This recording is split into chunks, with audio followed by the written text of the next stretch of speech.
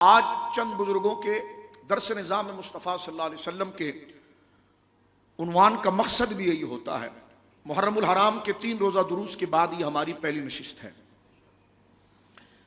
जिसमें आज हम कुछ अखलाकियात और दीन की बुनियादी तकाज़े और पाकिस्तान पर मौजूद जो मारूजी हालात हैं, इसमें मैंने और आपने किन बुनियादी हिदायत को याद रखना है और अपने अंदर से हिर्स और लालच जो तमाम तर फितनों की जड़ है, इस जोर को कम से कम करने के लिए हमें कैसी तालीमात और अपने ज़ख़ीरा मुताला के अंदर किन बुनियादी यादों को और दस्तूर को हमने रखना है, ताकि वो बुनियादी यादें, वो बुनियादी सबक, वो बुनियादी मैसेज जो है वो हमारे लिए मशअले राह रहे और नफ्स और बुरी ख्वाहिशात और गिरद व नवा के हिर्स व लालच का माहौल जो हमारे पाए कदम को, ईमान के कदम को जो मुतज़लज़ल करता है और हम हवस और लालच की उस हवा के रुख में बहते चले जाते हैं, जिसकी वजह से सच बोलने से, हक बोलने से, हक के साथ खड़े रहने से हमारी जुबानें गूंगी होने लगती हैं, हमारे हौसले पस्त होने लगते हैं।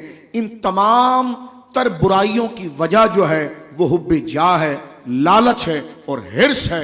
इसी वजह से इंसान बर्बादी की तरफ जाता है। तो जनाब सैयद आलम सल्लल्लाहु अलैहि वसल्लम ने एक मोमिन के लिए जो रास्ता जिक्र फरमाया है, इंशाअल्लाह वो तमाम चीज़ें हम जिक्र करने की सादत पाएंगे। लेकिन उससे कबल जो है ये, क्योंकि आज की नशिस्त मैंने अर्ज़ किया कि मुहर्रमुल हराम के साथ, यानी मुहर्रमुल हराम शरीफ की जो 3 रोज़ा मजलिस अल्हम्दुलिल्लाह मुनक़िद की गई थी, उसमें तीनों नशिस्तें फ़ज़ाइल सहाबा और अहले बैत के हवाले से अहले सुन्नत व जमात के ज़रूरी नज़रियात को, जो उस पर कुरान और सुन्नत के दलाइल हैं, तो अल्हम्दुलिल्लाह अपने हल्के में उन सच्चाई को जिक्र करके अपना रिश्ता रसूलुल्लाह के ताल्लुक़ से सल्लल्लाहु अलैहि वसल्लम साहबा और अहले बैत से जोड़ने के लिए उस पर ये 3 नशिस्तें अल्हम्दुलिल्लाह जो मुहर्रमुल हराम की हुई और साहबा इकराम की नामूस व इज़्ज़त पर जो हमला हवर आने वाले वो भूखे भेड़िए, उनकी जानिब से कुरान में जो तहरीफ़ात और मानवी तहरीफ़ात करके जो साहबा इकराम रिदवानुल्लाह अजमईन के हवाले से दरअंदाजी की जाती थी, बिहम्दिल्लाह ताला अकाबिर अहले सुन्नत की क़ुबूर मुक़द्दसा पर अल्लाह करोड़ रहमत उतारे। उन्होंने उन आयात का सही मकसद, सही पर्पस को बयान किया और उसको आगे बढ़ाने की सादत अल्लाह रब्बुल आलमीन ने महज अपने फजल से हमें अता फरमाई। मौजूदा सूरत हाल में भी ये सारी चीज़ें चल रही हैं और पाकिस्तान को गैर मुस्तहकम करने के लिए मईशत के एतबार से और माहौल और अमन के एतबार से एक दाखिली और खारिजी बड़ी कोशिशें हो रही हैं। हम बहैसियत पाकिस्तानी, क्योंकि ये अल्लाह रब्बुल आलमीन का इनाम है, पाकिस्तान का वजूद अल्लाह की नेमतों में से एक अजीम नेमत है। माना कि इसमें जिस मकसद खैर के लिए इसे हासिल किया गया, 2 कौमी नजरिया, और 2 कौमी नजरिए का यह मतलब नहीं था कि अक़लियतों को या जो मुसलमानों के मुकाबलों पर है उनका खात्मा किया जाए। ये फिक्र तो उस अखंड भारत की थी। पाकिस्तान तो बना ऐसा था कि जो इस पैगाम को कबूल करेगा और बहसियत शहरी और वतनी के, सिटीजन के, जो इसके निज़ाम और इसके दस्तूर को कबूल करेगा, तो फिर आईन पाकिस्तान जो कुरान और सुन्नत से माखूज है, ये मुकम्मल जमानत देती है इस बात पर कि जो हक अहले ईमान और मुसलमान का है वही हक गैर मुस्लिमों का भी है। उनके अमन के हवाले से, उनके सुकून के हवाले से, उनके करार के हवाले से, उनके रहन सहन के हवाले से बहैसियत शहरी होने के हम बराबर हैं। जनाब रसूलुल्लाह सल्लल्लाहु अलैहि वसल्लम ने अपनी हयात करीमा के अंदर भी इस चीज़ को जिक्र फरमाया। यहां तक कि जब खैबर फतह हुआ, खैबर यहूद की बहुत बड़ी बस्ती थी, खैबर जब फतह हुआ तो उस वक्त खैबर की फतह के बाद गिरदो नवा के जरी जमीनें, यूं समझिए कि कई 100 नहीं कई 1000 एकड़ों की सूरत में मुसलमानों के पास आई। दुरूद पाक पढ़ी, अल्लाह सब ऊपर आई, ऊपर तशरीफ। जो उलमा है वो अपनी मर्जी से खुद ऊपर तशरीफ लाएंगे, स्टेज आप ही का है। दुरूद पाक सल्लल्लाहु अलैहि वसल्लम, सल्लल्लाहु अलैहि वसल्लम।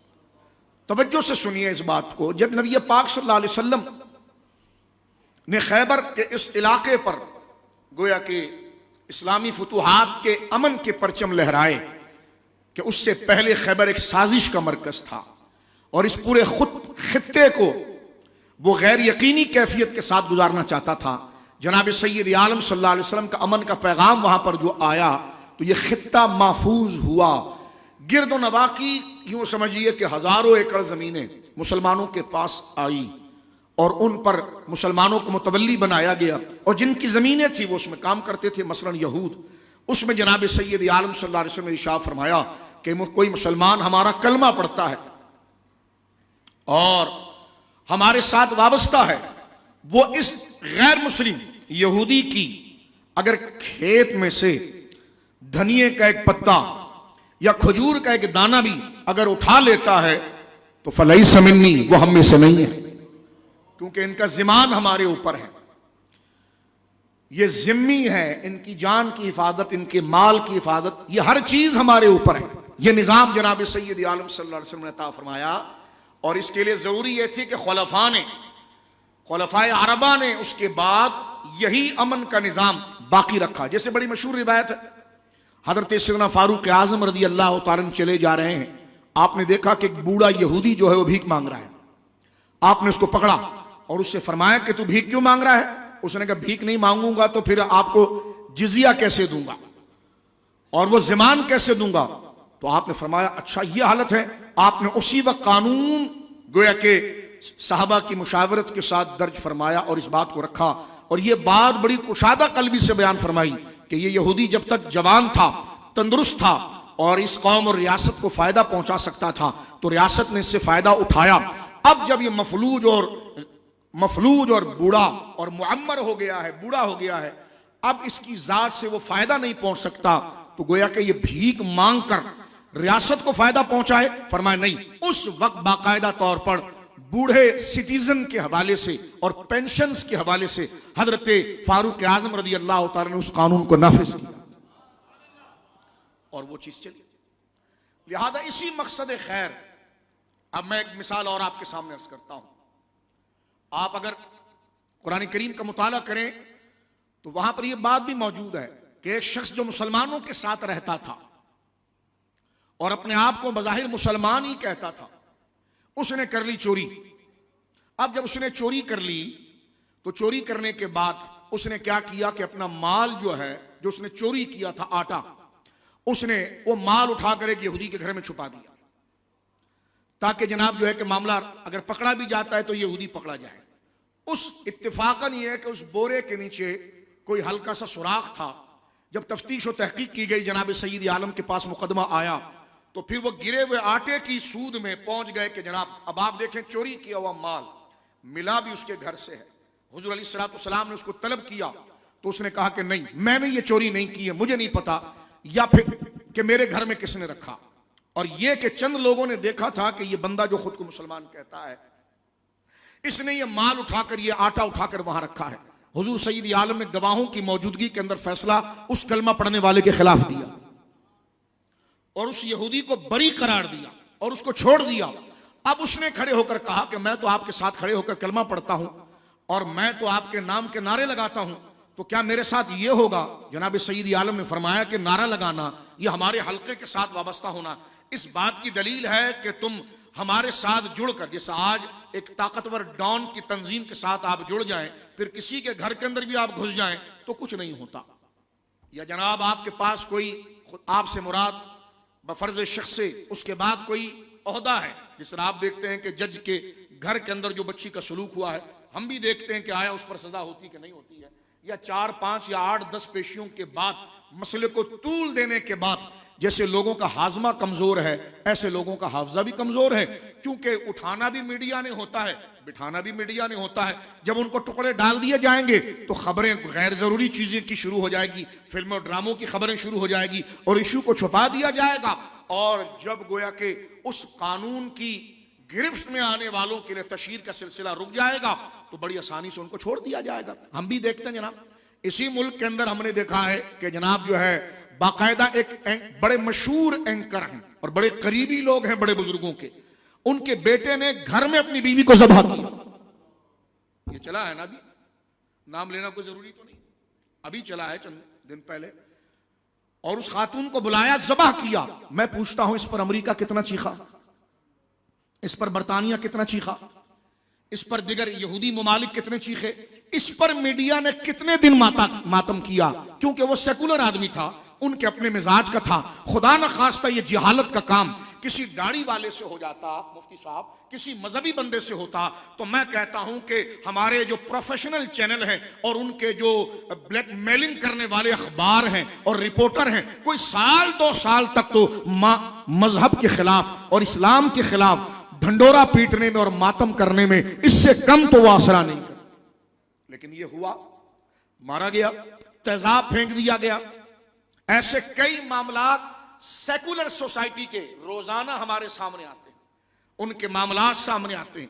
इसको छोड़िए, जब बाहर ममालिक के अंदर जब मस्जिद में घुसकर गोलियों की बौछार में मजलूम बेकसूर लोगों को भून दिया जाए, तो वो शख्स इसलिए छोड़ दिया जाता है कि वो जहनी पागल था, जहनी तवाजुन ऐसा था, और सारा मगरिब उसके इस उज़्र को कबूल कर लेता है। लेकिन अगर ऐसा शख्स जो पाकिस्तान के अंदर जिहालत पर, मजहबी जज्बे से नहीं, अपनी जिहालत, वो मजहब से दूर था, वो दीन से दूर था, अगर वो दीन के करीब होता तो ऐसी लाकानूनियत, घिनौनी हरकत नहीं करता। और मैं मगरिब से ये कहना चाहता हूं और लिबरल सोसाइटी से कहना चाहता हूं कि अगर उलमा की सरपरस्ती और मजहबी तबका जो जनाब रसूलुल्लाह के दीन को रिप्रेजेंट करता है, अल्लाह के अहकाम को रिप्रेजेंट करता है, अगर ये मिजाज होता तो आज ही आग कराची में भी लगी होती, लाहौर में भी लगी होती, हर जगह लगी होती। लेकिन बता दिया गया कि जिसने अपनी जहालत से ये काम किया है, सारी मजहबी सोसाइटी खड़े होकर कह रही है कि गवाहों की मौजूदगी में गैर जानिबदार होकर तहकीक की जाए, चाहे वो कलमा पढ़ने वाले पर बात आए या गैर कलमा पढ़ने वाले पर बात आए। जिसने जिसकी अमलाक को जलाया है, नुकसान दिया है, उसको करार वाकई सजा दी जाए। इसके अलावा और हम क्या कहें, हम क्या कहें। वजीर आला पंजाब की तरह डैश रोना तो हम नहीं कर सकते कि वो किसी और को सुनाना चाह रहा है। जब आपके पास इख्तिदार है तो आप कीजिए, मीडिया पर क्या शोर मचा रहे हैं और वो क्या हरकत कर रहे हैं। तो मैं अर्ज कर रहा हूं कि अगर किसी ने हरकत की भी है तो वो मजहब से दूर था, दीन से दूर था। लेकिन जिन मजहबी लोगों को चार्ज कर दिया गया है, आज उन पर FIR दर्ज कर दी गई है, तो फिर निजाम उन पर भी किया जाए कि जो बात यहां पर हो रही है कि कुरान के औराक को जलाया गया, ये बात भी तो मंजर आम पर आ रही है। हम तो कुशादा कलवी से कह रहे हैं कि जिन्होंने चर्च पर हमला किया, या पाकिस्तान में रहने वाले ईसाई बरादरी जो अकलियत है और सिटीजन होने के हवाले से अमन व अमान में मुसलमानों के बराबर वो हक रखते हैं, हम उनके साथ खड़े हैं। उन पर जो जुल्म हुआ, लेकिन ये तमाम जज्बात जो बयान किया जा रहा है, इसको जब कबूल किया जाए, जब मुतहक्कक हो जाए कि ये काम जिस पर आप इल्जाम लगा रहे हैं उसी ने किया है। हमसे आप बयान तो ले रहे हैं मजम्मत का, मजम्मत करने से कौन मुसलमान, नबी पाक का कलमा पढ़ने वाला क़यामत के दिन अल्लाह रब्बुल आलमीन को गैर मुस्लिम की खेत से एक खजूर भी अगर कोई चुरा ले, उसका हिसाब देने वाला मोमिन जो उससे डर जाए, वो किसी गैर मुस्लिम की जान ले जो अकलियत हो। ये जज्बात और ये रिमार्क्स, ये कमेंट्स जो दुनिया हमसे लेना चाहती है, हम उनको नहीं, हम अपनी पोजीशन जो इस्लाम की है उसके तहत बयान करना चाहते हैं। लेकिन इस जज्बात से फैसला नहीं होगा कि मुसलमानों ने यह कह दिया है। फैसला यह होगा कि वाकई में जो रोमर चल रहा है, क्या वाकई में विटनेस ऐसे सही मौजूद है कि जिस पर इल्जाम आ रहा है वही मुजरिम है। आप समझ रहे हैं। आप एक तो हमने इसलिए जवाब दिया कि हम पर जबरदस्ती दहशतगर्दी मुसल्लत की जा रही है। मैं करंट इश्यूज पर बात कर रहा हूं, दहशतगर्दी मुसल्लत की जा रही है और हम फ्रंट लाइन पर आकर कह रहे हैं कि एक बंदे ने अगर किया है तो उसको सजा दें आप, एक बंदे ने अगर किया है तो उसको सजा दें आप। लेकिन जिसने किया है उस पर दलील मुतहक्कक हो जाए तब। जितना दर्द आपका अकलियत के लिए होना भी चाहिए, जितना दर्द आपका ईसाई बिरादरी के लिए है होना भी चाहिए, लेकिन कम से कम उसके मुकाबले में जिन मुसलमानों पर इल्जाम लग रहा है, क्या वो सिर्फ इल्जाम है या मुजरिम, इसकी तहकीक जरूरी है। समझ रहे मेरी बात। अगर तहकीक मुतहक्कक हो जाए और कानून और आदल और इंसाफ के तकाजे पर वो मुजरिम करार पाए तो हमारे दिल में कोई हमदर्दी नहीं है। लेकिन सिर्फ आलमी दुनिया जो $2 अरब आपने भीख में लिए हैं, उसके साथ जो पीछे पूरा एक आपने एजेंडा लिया है इस्लाम के खिलाफ, इस्लाम फोबिया का एजेंडा जो आपने लिया है, और आप जो इस वक्त कादियानियत और खत्म नबूवत के खिलाफ साजिश के लिए मौजूदा मलऊन हुकूमत जो गई है, और उसने वो जो गन छोड़कर गई है, ये बता दिया है कि 2 अरब डॉलर अगर वर्ल्ड बैंक ने हमें दिया है तो वो चचेरे नहीं है, वो पैसा देकर अपना मिजाज, अपना कल्चर, अपनी बात मनवाना चाहते हैं। तो मनवाना भी अगर आपको है तो फिर आइन अगर उसको रुख्सत देती है तो उसकी गुंजाइश है तो, लेकिन पैसा देकर अगर आईने पाकिस्तान के खिलाफ काम किया जाए और ऐसा माहौल क्रिएट करके मीडिया को मुंह भर पैसा देने के बाद या ऊपर नीचे के लोगों को उनकी मुंह मांगी हुई जन्नत देने के बाद आप अगर फहाशी और यानियत और लादीनियत और इस्लाम के खिलाफ उनकी कमर नहीं गर्दन पर वार करते हुए मिर्जा गुलाम अहमद कादियानी मलऊन, जिसको हमारे आईन के अंदर उनको गैर मुस्लिम डिक्लेयर किया गया है, इस चीज को हटाने की बात की जाएगी, तो इसके मुकाबले पर अगर मुसलमान और अहलियाने पाकिस्तान निकल कर आ जाएं तो इसको दहशतगर्दी नहीं कहा जाएगा, अपने हक का मुतालबा कहा जाएगा। ये फर्क की जरूरत है। कितना शोर मचाया हुआ है 2 दिन से मीडिया के ऊपर, जैसा बहुत बड़ा गजब यकीनन अगर हुआ है जिस पर जुल्म, हम उसके साथ नहीं खड़े हैं, जालिम के साथ हम नहीं खड़े हैं। तवज्जो है आपकी, उलमा बैठे, हम जालिम के साथ नहीं खड़े हैं। जनाब सैयद आलम की वो हदीस हमारी आंखों में कानों में गूंज रही है कि जब उस कबीले की खातून ने चोरी की जिसका नाम इत्तेफाकन फातिमा था, जनाब रसूलुल्लाह के पास जब मसला आया तो हुजूर सैयद आलम ने हाथ काटने का हुक्म दिया, तो कहा गया या रसूलुल्लाह ये तो औरत है। तो जनाब सैयद आलम ने खैरुन निसाइल आलमीन, जिनसे ये चीज बज़ाहिर मुमकिन नहीं, उनका हवाला देते हुए कहा कि ये नाम मेरी बेटी से मुमासिलत रखता है, अगर ये हमारी तरफ भी होता तो मोहम्मद रसूलुल्लाह अल्लाह की तरफ से वही फैसला करता जो इस मुजरिम के लिए कर रहा है। ये आयतें हमें याद हैं, ये हदीसें हमें याद हैं। सूरह निसा, सूरह अल माइदा की आयत याद है कि या अय्युहल्लज़ीना आमनू कूनू क़व्वामीन बिल क़िस्त शुहदा लिल्लाह, ए ईमान वालो अल्लाह के लिए सच्ची गवाही देने के लिए खड़े हो जाओ। हमें याद है कि झूठी गवाही देना शिर्क के बराबर गुनाह है। हमें ना सिखाया जाए, मजहबी तबके और अहले इस्लाम को यह ना बताया जाए कि जुल्म क्या होता है। ये बातें हमारे पास है और बिहम्दिल्लाह ताला जिस जज्बे से सरशार होकर बयान कर रहे हैं, अल्लाह की तौफीक से वो हमारे अमल में भी शामिल है। हम जुल्म की तायद नहीं करते। कुरान तो यहां तक कहता है, मेरे दोस्तों बात आगे लेकर चल रहा हूं, कुरान यहां तक कहता है कि अल्लाह के लिए जब गवाही दो तो इंसाफ के साथ दो, और आगे फरमाए चाहे वो गवाही तुम्हारे बाप के खिलाफ जारी हो, कुरान कहता है, चाहे वो गवाही तुम्हारे बेटे के खिलाफ जारी हो, चाहे तुम्हारी गवाही तुम्हारे अमीर के खिलाफ जारी हो, गरीब के खिलाफ जारी हो, किसी की प्रोफाइल और उसके स्टेटस को देखकर तुमने दिल नरम नहीं करना, उस पर जो मेहरबानी है तुमसे ज्यादा अल्लाह उसको चाहने वाला है। लेकिन जो तुमने देखा है, अगर बाप को मुजरिम देखा है तो बाप के खिलाफ कैसे गवाही दूं? देना पड़ेगा। बेटा मुजरिम है, देखा गया है तो गवाही दो। जरूरी नहीं है कि गलती हमेशा अमीर से होती है, गरीब भी साहूकार होता है, गरीब भी अपनी गुर्बत का, बाज गरीब भी अपनी गुर्बत का नखरा करके मोबाइल लूट रहे होते हैं, लोगों के घरों में छलांगे मार रहे होते हैं, जनाब मिलावट कर रहे होते हैं, चोरियां कर रहे होते हैं, धोखा दे रहे होते हैं, फ्रॉड कर रहे होते हैं, बिजली गैस चुरा रहे होते हैं, गोया के 1000 काम वहां पर हो रहे हैं। और कुछ जो है सूट बूट में व्हाइट कॉलर भी चोर होते हैं। यानी मैंने जुमे में भी अर्ज किया, जब 30,000 रुपए पर गुजारा करने वाला एक बंदा उसमें अपने पेट्रोल का खर्चा निकाल सकता है, तो तुम्हारी लाखों रुपए तनख्वाह है और तुम एक सेक्रेटरी 500 लीटर पेट्रोल इनको महीने का मिलता है। कोई इस पर भी ऊपर की अथॉरिटी बात करेगी? अकलियतों के लिए तो बात हो रही है और हम साथ में खड़े हुए हैं। आज हमारे चीफ साहब का बयान आया है, चीफ ऑफ आर्मी स्टाफ साहब का, कल भी आया, अकलियतों के हवाले से हम खड़े हैं आपके साथ। लेकिन आपसे दसबस्ता गुजारिश कर रहे हैं, कुल्लुकुम राइन व कुल्लुकुम मसूलन रय्यतिही, हर शख्स को उसकी कुर्सी के नीचे वाले के बारे में पूछा जाएगा। आपको पता नहीं है सिंध में कितनी धांधली है?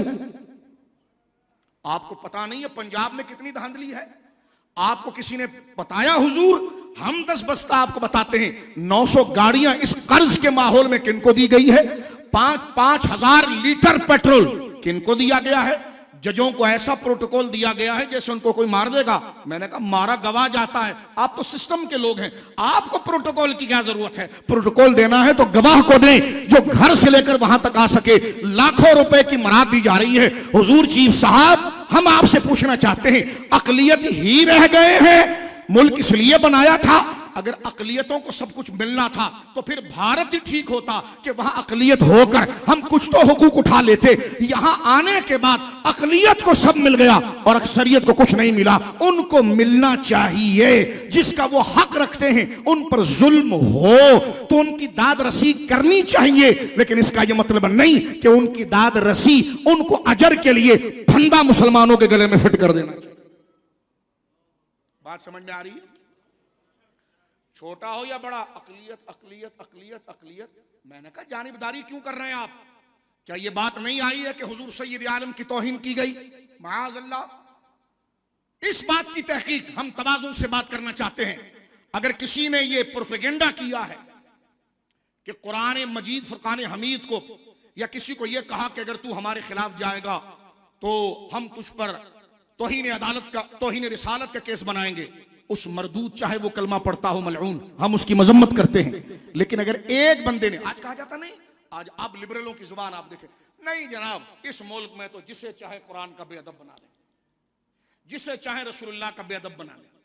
तो जो आपकी, यानी अगर एक बंदे ने जहालत में यह काम किया हो, एक बंदे ने जहालत में यह काम किया हो, तो जहां वाकयतन खुदा ना करे ऐसा वाकया हो गया हो और गवाह खड़े हो, उनको इस रिमार्क्स पर खत्म कर दिया जाएगा। तो ये माहौल में तनाव, एहसास महरूमी आप पैदा कर रहे हैं। ये डंडे या बूट से हल नहीं होगा, इसके लिए दिल को जीतना पड़ेगा। और दिल को जीतने का मतलब गुर्बत नहीं है, असल नाइंसाफी है। जिस दिन इंसाफ होगा तो गरीब 5,000 में भी गुजारा करके खुश हो जाएगा, लेकिन जिस दिन इंसाफ नहीं होगा तो 5 लाख कमाने के बावजूद भी इस माहौल के अंदर से तनाव खत्म नहीं। तो लिहाजा मौजूदा करन सूरत हाल निज़ाम मुस्तफ़ा सल्लल्लाहु अलैहि वसल्लम के हवाले से हम अपना मौक़िफ़ बयान कर रहे हैं। कुरान करीम ने जिक्र किया, मैंने बार बार तवाज़ुन के साथ, इंतहाई तहम्मुल से जो नजरिया है, बराबरी के साथ हमने बयान किया।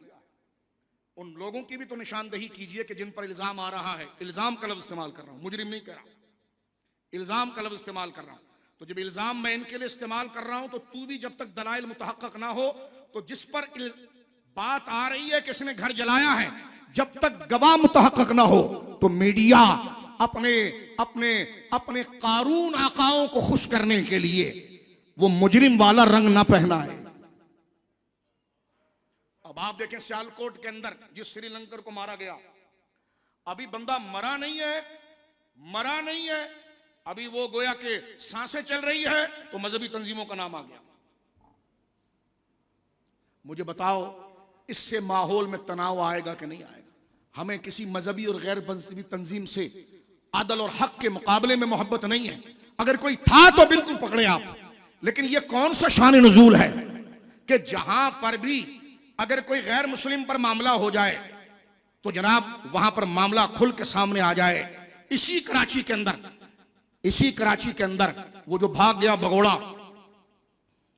साकिब निसार, जो गया था अदालत के अंदर, फांसी घाट में रहने वाले बंदा जो बिल्कुल 7 स्टार में रह रहा था, तो हमारा भगोड़ा मलऊन जिसने बर्तानिया की नेशनलिटी के लिए अखलाक बेचा, दीन बेचा और इंसानियत को बेचा, वहां तो जनाब शराब थी, उसको शहद डिक्लेयर कर दिया गया और कबूल भी कर लिया गया और बाकायदा उन्हें सिंध का वजीर इत्तलात की इज्जत वाली पोस्ट भी दे दी गई। इतने झमेले में आप खुद इस हम्माम में नंगे हैं, आप किसी पर क्या इल्जाम लगा सकते हैं कि यहां मुसलमान ने वो शोर किया है? आप खुद इस लायक नहीं है। आपका किरदार, बैकग्राउंड इतना, ये तमाम चीजें मैं आपको याद दिला रहा हूं ताकि एहसास महरूमी में ना जाए। इन चीजों को जहन में रखें। इसी कराची के अंदर मुझे बताएं, डिफेंस के अंदर थोड़ी सी मुंहमारी पर एक बाकायदा असर-ओ-सूख तंजीम से ताल्लुक रखने वाले शख्स के बेटे ने खड़े होकर जवान लड़के को उनके बाप और मां के सामने गोली मार के मारा कि नहीं मारा, इसी मीडिया पर एक दफा खबर चली, उसके बाद साइलेंट। क्या हुआ उस केस पर? कातिल छूट गया। इस पर अमेरिका क्यों नहीं बोला? इस पर बरतानिया क्यों नहीं बोला? वो मरने वाला गरीब कलमा गो मुसलमान, क्या उसका खून ईसाई के खून से अर्जा और आसान था? हम सवाल करना चाहते हैं कि एक वन वे ट्रैफिक चलाकर मामले को मुंतशिर करना, फिर हम कहते हैं कि जो वाकई में इसमें मुजरिम साबित होगा गवाहों की मौजूदगी में, अभी अदालतें लगी नहीं है, मीडिया ने पूरा नक्शा बना दिया है। और मीडिया का पिया तिया पांचा कितना खुला हुआ है वो दुनिया जानती है। इनकी पर्सनल लाइफ क्या है, ये सिस्टम के साथ कैसे चलते हैं।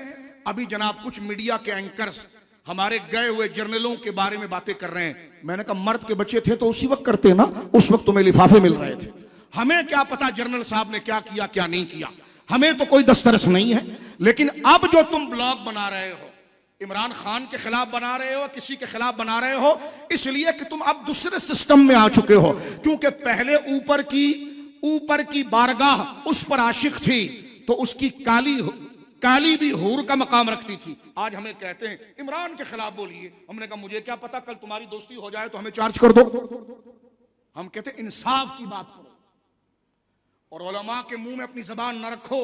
तुम्हें लोग अभी मिले नहीं है, जबान न रखो कि इसके खिलाफ बोलो या उसके खिलाफ बोलो। हम जब बोलेंगे जब अखलाक और शरीयत तकाजा करेंगे, जब बोलेंगे। हमें क्या पता आपका लाडला था, आज वो लाडला नहीं रहा, तो आप जाने। हम बात कर रहे हैं इंसाफ की। जो शरई गलतियां हैं, इमरान खान की हो या नवाज शरीफ की हो, शहबाज शरीफ की हो या जरदारी की हो, उसको शरई और आइन और कानून के तनाजुर में देखकर उलमा बात करेंगे। हम मुल्ला फजुल नहीं है कि जो सिस्टम में रहकर आंख को बंद कर दे। ऐसे मनसब पर लानत भेजते हैं जहां पर बंदे की जुबान हक बोलने से गंग हो जाए, तन्हा रहना ही उसके लिए काफी है। हमें नहीं चाहिए इलेक्शन और नहीं चाहिए 30 या 40 हजार बरकत वाले वोट अलग से डब्बे में, नहीं चाहिए। हुजूर ने फरमाया लानती आदमी वो है जो माल की हिर्स और मनसब की तलब के अंदर होता हो। सिस्टम का शिकार बनकर अगर इलेक्शन है, हमें नहीं चाहिए इजाफी वोट। इस ग्राउंड पर लड़ना चाहते हैं इंसाफ के साथ, ताकि हम देखें हारे भी तो ये कहें कि इतने हमारे साथ थे और हमने मेहनत की है। लेकिन आपकी हां में हां मिला कर हम 1.5 लाख की लीड को पसंद नहीं करते, हार जाना और चंद लोगों के वोट को पसंद करते। जागो मुसलमान, जागो पाकिस्तानी। एक जो तांता बंधा हुआ है, इन इश्यूज पर कौन बोलेगा? उलमा क्यों खामोश है? आज का जुमा इस पर क्यों नहीं हुआ?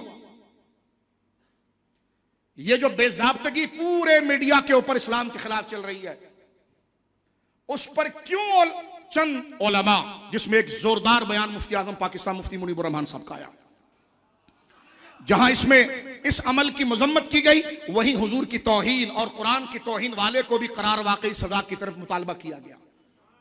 तवज्जो है, हम ताहिर अशरफी नहीं हैं कि हर एक की चारपाई पर साबित आ जाएं। हम गुनाहगार बंदे हैं, मरने पर यकीन रखते हैं, कब्र से डरते हैं। लिहाजा मेरे दोस्तों, उसको तो बड़ा दर्द बना हुआ है। हाल में क्या हुआ मैं आपको एक तवज्जो बताऊं मुफ्ती साहब, और ये आज हम खुल के आपसे बात करेंगे नज़्म पाकिस्तान के लिए। चीफ साहब किबला को हम दुआ देते हैं कि वो आए हैं, अल्लाह उनके लिए ज़राए मुसख्खर करें। हमें ये खबर जनरल हाफिज सैयद आसिम साहब की ये पता चली कि उन्होंने कई लाख एकड़ जमीनें एग्रीकल्चर के लिए ली है। तो हम तो रात को भी दुआ करते हैं, इस मुल्क का सबसे बड़ा असासा ही एग्रीकल्चर निजाम है, जहां सऊदीया, दुबई, कतर उस बंजर इलाकों में गंदुम उगा रहा है और कराची से लेकर खैबर तक दबाकर हाउसिंग सोसाइटियां बन रही है। पूरा पंजाब मुफ्ती साहब जरी जमीनें, जिसकी मट्टी उठाकर अगर आप रेत में रख दें तो वो रेत सोना उगलने लग जाए, उस जमीनों को पामाल करके हाउसिंग सोसाइटियों का निजाम चल रहा है। आटे का बहरान, आज आप देखिए, आप पढ़िए इस चीज को, ये कितनी बड़ी धोखेबाजी। आज एग्रीकल्चर पर पाकिस्तान खड़ा हो जाए, उसी तरह किसान के साथ ताउन किया जाए नज्म के साथ। और सिंध और पंजाब के वडेरे जो आटों को गायब करते हैं, कौन नहीं जानता? जब मैं और आप जानते हैं तो ये सारा दिन बैठ कर सिगरेट पीते रहते हैं दफ्तर में, इनको इतला नहीं आती। इनको ये इतला है कि मैं क्या तकरीर कर रहा हूं। पाकिस्तान, पाकिस्तान, पाकिस्तान का मतलब क्या? हम चीफ साहब के लिए दुआ करते हैं वल्लाह, किसी धौंस में नहीं, ना हमारा कोई राब्ता है। मुल्क हमारा है, इदारे हमारे हैं, हम इदारे के साथ हैं, हमारी इज्जतें साजी हैं, खुदा ना करे हमारा नुकसान एक है। लेकिन उन्होंने ये जो काम किया, हम ये कहना चाहते हैं कि हमारी दुआएं आपके साथ हैं और हम कहते हैं कि आपने वाकई में इस मुल्क को पांव पर खड़ा करने के लिए जो कई लाख एकड़ जमीन एग्रीकल्चर की ली है, मेरा रब आपके लिए दरवाजे कुशादा कर दे, मेरा रब इस मुल्क को आफतों से बचा ले। और ये हमारे हुक्मरानों ने बाहर जाकर जो हमारे पासपोर्टों को बदनाम किया, और मुफ्ती साहब वहां पर है, पूछिए अफ्रीका का मलावी कैसा इलाका है, लेकिन वहां पर भी बंदे को निगाहें झुककर बात करनी पड़ती है। यानी ये हमारे वहां बात है, किस तरह लोग जाते हैं, किस तरह वो आते हैं, किस तरह इमिग्रेशन क्लियर करता है, कितने ले दे के बंदा जाता है, कितने ले दे कर आता है। एक्सपोर्ट अगर हो रहा है तो क्या माल जा रहा है, कोई चेकिंग नहीं, खिला दीजिए आप। लेकिन उसने अगर एक कुर्ता खराब भेजा ना, तो वो कुर्ता या उस कमेटी की या उस टेक्सटाइल की या उस फैक्ट्री की बदनामी नहीं, इस सब्ज झंडे की बदनामी हुई है, 24 करोड़ आवाम की बदनामी हुई है। लिहाजा मेरे दोस्तों बुजुर्गों, हम तो हर उस फिक्र और तवाना फिक्र के साथ हैं जो इस मुल्क के लिए। सिर्फ पाकिस्तान खपे नहीं, बाद में केडीए मेडीए वटरबर्ड सब तुम खा कर ले जाओ, और ये पाकिस्तान खपे, ऐसे दज्जालियत से हमारी फिक्र दूर है। हम कहते हैं पाकिस्तान खपे तो बेटा भी उस पर कुर्बान है, हमारी जान भी उस पर कुर्बान है। पाकिस्तान है तो हम हैं, पाकिस्तान जिंदाबाद।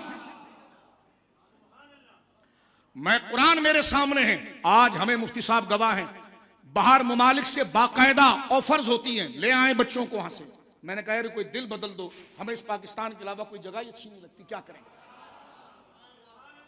आप जिस मुल्क को सोचते हैं ना, जहां के वीजा लगाने के लिए लोग परेशान हैं, हमारा पासपोर्ट जबरदस्ती ले लिया गया, फरमाया आपकी कैटेगरी शाह साहब चेंज करते हैं, बच्चों के साथ यहां पर रहें, लाइफ बन जाएगी। मैंने कहा यकीन कीजिए लिल्लाह, ये अल्लाह की मर्जी, एक दफा भी ख्याल नहीं गुजरा कि इस बारे में सोचा जाए। ऐसी घिन आई, और जब उतरे ना तो हमने कराची के एयरपोर्ट को चूमा कि इस फिजा में जो लज्जत है, हमारे मुर्शिद इस जमीन के अंदर है, हमारे वालिदैन इस जमीन में है, हमने इस जमीन में जाना है। ए पाकिस्तान, खुदा तुझे आबाद रखे और सलामत रखे। हम सिर्फ पाकिस्तान सबसे पहले पाकिस्तान के नारे पर नहीं इक्तफा करते। अल्हम्दुलिल्लाह हमारा हल्का इसको रगो पैर के अंदर रहता है। लिहाजा किसी ब्लैकमेलिंग में मुसलमान ना आए। जिसने किया है और जिसने गलती की है उस पर गवाह मुतहक्कक हो जाए।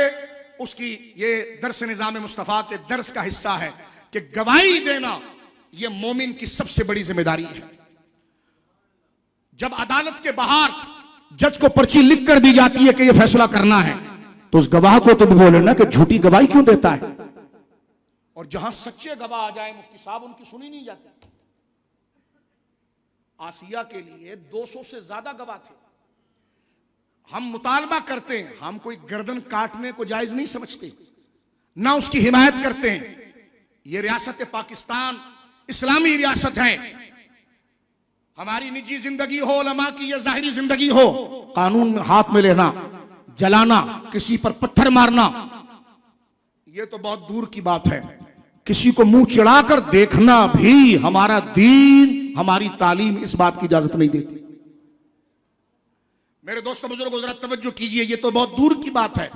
दहशतगर्दी करना या जनाब ये मामलात करना, यह पाकिस्तान के नज्म के हवाले से गवाही का दुरुस्त होना। अब आप देखिए, सेशन कोर्ट ने साबित किया कि उस खातून ने एसएसपी की मुद्दईयत में एफआईआर कट रही है। तवज्जो है, ननकाना शेखपुरा में एसएसपी की मुद्दईयत में कहते जी ये इतनी खतरनाक एफआईआर है, एसएचओ ना काटे। हमने कहा ये कौन सा कानून है। चलो अगर आप रखते हैं कोई हसासियत है तो हम ताउन करने तैयार हैं, लेकिन हमारी अप्रोच होनी चाहिए। अप्रोच नहीं होगी तो फिर गोया के, और ये मैं बता दूं, इस लिबास में ही हम इस मुल्क के मुहाफिज हैं। हमारे सामने हजरत मेजर अजीज भट्टी जैसे लोग मौजूद हैं। हम उस इलाकों में जाकर फातिहा पढ़ते हैं जिनकी कब्रें आज भी जिंदा है। जो मैंने आपके सामने कई दफा उस जवान का जिक्र किया 1965 का, कि दरिया रावी के ब्रिज को गिराने पर आज भी उसका खून उसी तरह तैयार है। उस नवाब नामी, आज भी यूट्यूब पर उसको सर्च कीजिए, नारोवाल में उनकी कब्र मौजूद है। तो मैं ये कहना चाहता हूं कि ये नहीं लिबासों का फर्ज होता है, लेकिन नीयतों के साथ बंदा अपने इदारों और अपने मुल्क पर वो पहरा दे, न अपनी जात से इस मुल्क के कोई इंतशार की तरफ लाए, न अपनी जुबान की तरफ से लाए। ये नहीं है कि जनाब कोई अप्रोच नहीं, हमने कभी पसंद नहीं किया इस मुल्क को छोड़ना, लेकिन हम पूछना चाहते हैं जो दोहरी शहरियत वाले हैं, गायब हो जाते हैं, चले जाते हैं, उनको कैसे रवा रखा जाता है। और ये नहीं है मुफ्ती साहब कि हुब्बुल वतनी लोगों की गोया को तायद नहीं। मैं ऐसे बुजुर्गों को जानता हूं, नाम नहीं लेता, बरतानिया में वो 1960 से काम कर रहे हैं। कितने?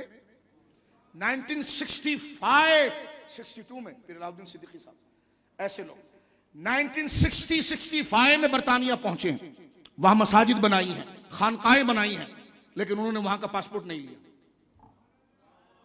तो आप वीजों पर सफर किया, किस पर सफर किया?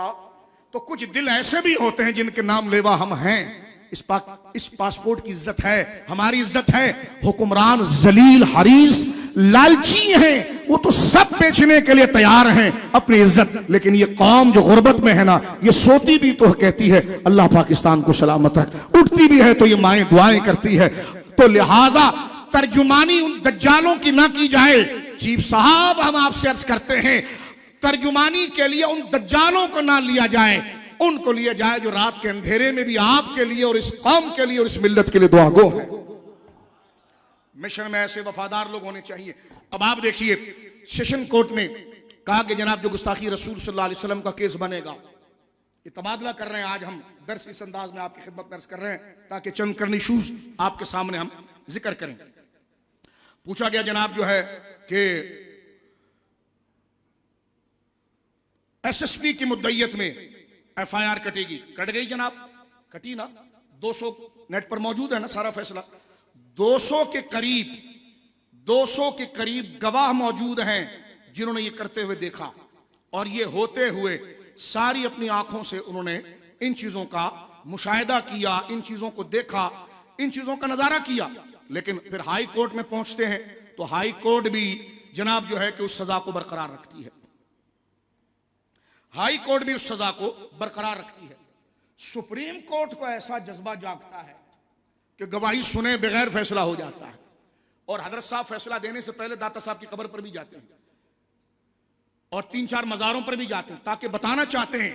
लेकिन मैंने कहा, कुरान ने जो जिक्र कर दिया है ना, ये जो मैंने आयत आपके सामने पढ़ी है जिसमें अल्लाह रब्बुल आलमीन जल्ला व अला ने जिक्र किया है और फरमाया है, अल्लाह रब्बुल आलमीन जल्ला वाला का ये इरशाद, और इसमें हर उस शख्स के लिए कि अल्लाह फरमाता है कि यौमुन ला बैउन फीहि वला खुल्लतुन वला शफाआ, उस दिन सिस्टम नहीं देखा जाएगा कि तुम किस सिस्टम के साथ चल रहे थे, किस इदारे के साथ चल रहे थे, और तुम्हारी तिजारत और तुम्हारी खुल्ला, तुम्हारी यारियां, कि तुम्हारे साथ बैरून मुल्क की कौन सी ताकतें थी, कौन तुम्हारा सिफारशी है। फरमा वल काफिरून हुमुज़ ज़ालिमून, ये जुल्म करने वाले काफिर जो है ये जुल्म में रहेंगे, और उस दिन कोई सिफारिश, कोई ताल्लुक कबूल नहीं किया जाएगा।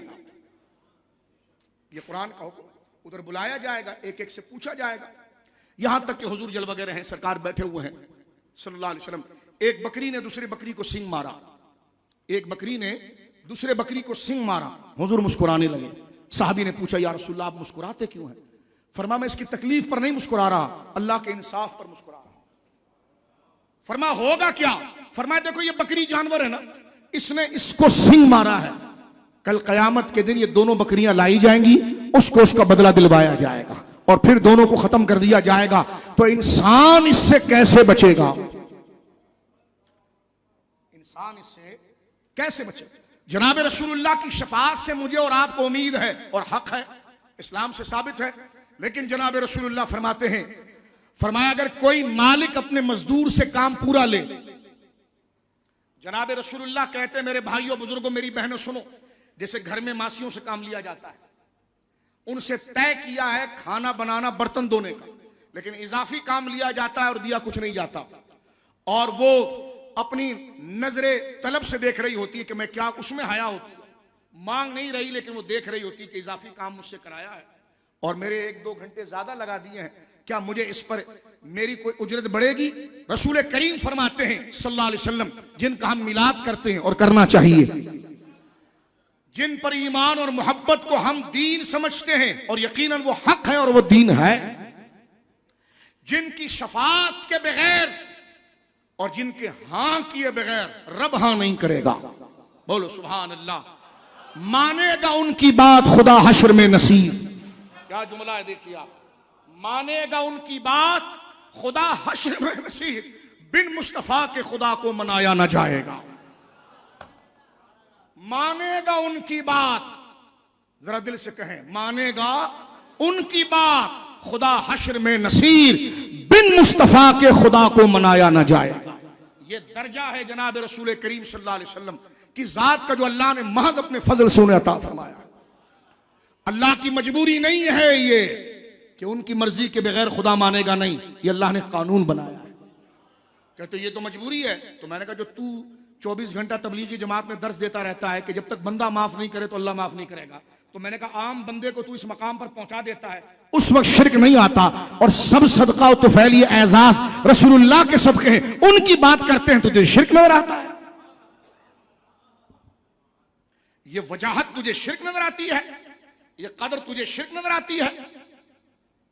कहते जनाब नबी की मोहब्बत अल्लाह की मोहब्बत कैसे हो सकती है? मैंने कहा जब तेरे मौलवी की मोहब्बत को तू अल्लाह की मोहब्बत कहता है, अपने बाप और मां की मोहब्बत को अल्लाह की मोहब्बत कहता है, तब तुझे बराबरी और तशब्बो शिर्क के साथ नजर नहीं आता। और ये सारा एजाज और कमाल तो हुजूर की निस्बत से है। और ये कहा जाए कि हुजूर की मोहब्बत अल्लाह की मोहब्बत है, तो इसको शिर्क कैसे समझा जा सकता?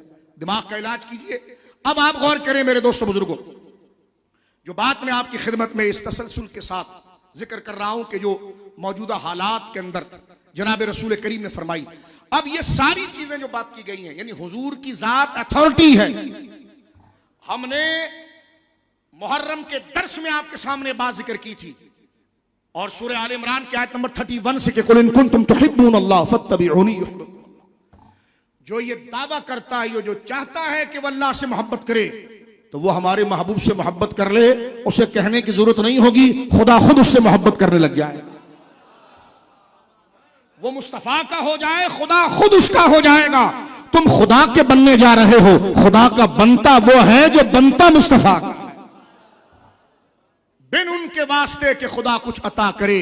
हाशा, गलत गलत ये हवस बेबसर की है। अब सुनिए मेरे दोस्तों, तख्त अदालत पर मैं और आप खड़े हैं। रसूल करीम ने फरमाया अगर किसी अमीर, किसी मालिक ने अपने मजदूर को, किसी मालिक ने अपने मजदूर से काम ज्यादा लिया, काम ज्यादा लिया और उसको उजरत पूरी नहीं दी, हुजूर फरमाते कयामत के दिन अल्लाह के सामने उस मजलूम के साथ मैं खड़े होकर तुम्हारा मुकाबला करूंगा। अल्लाह,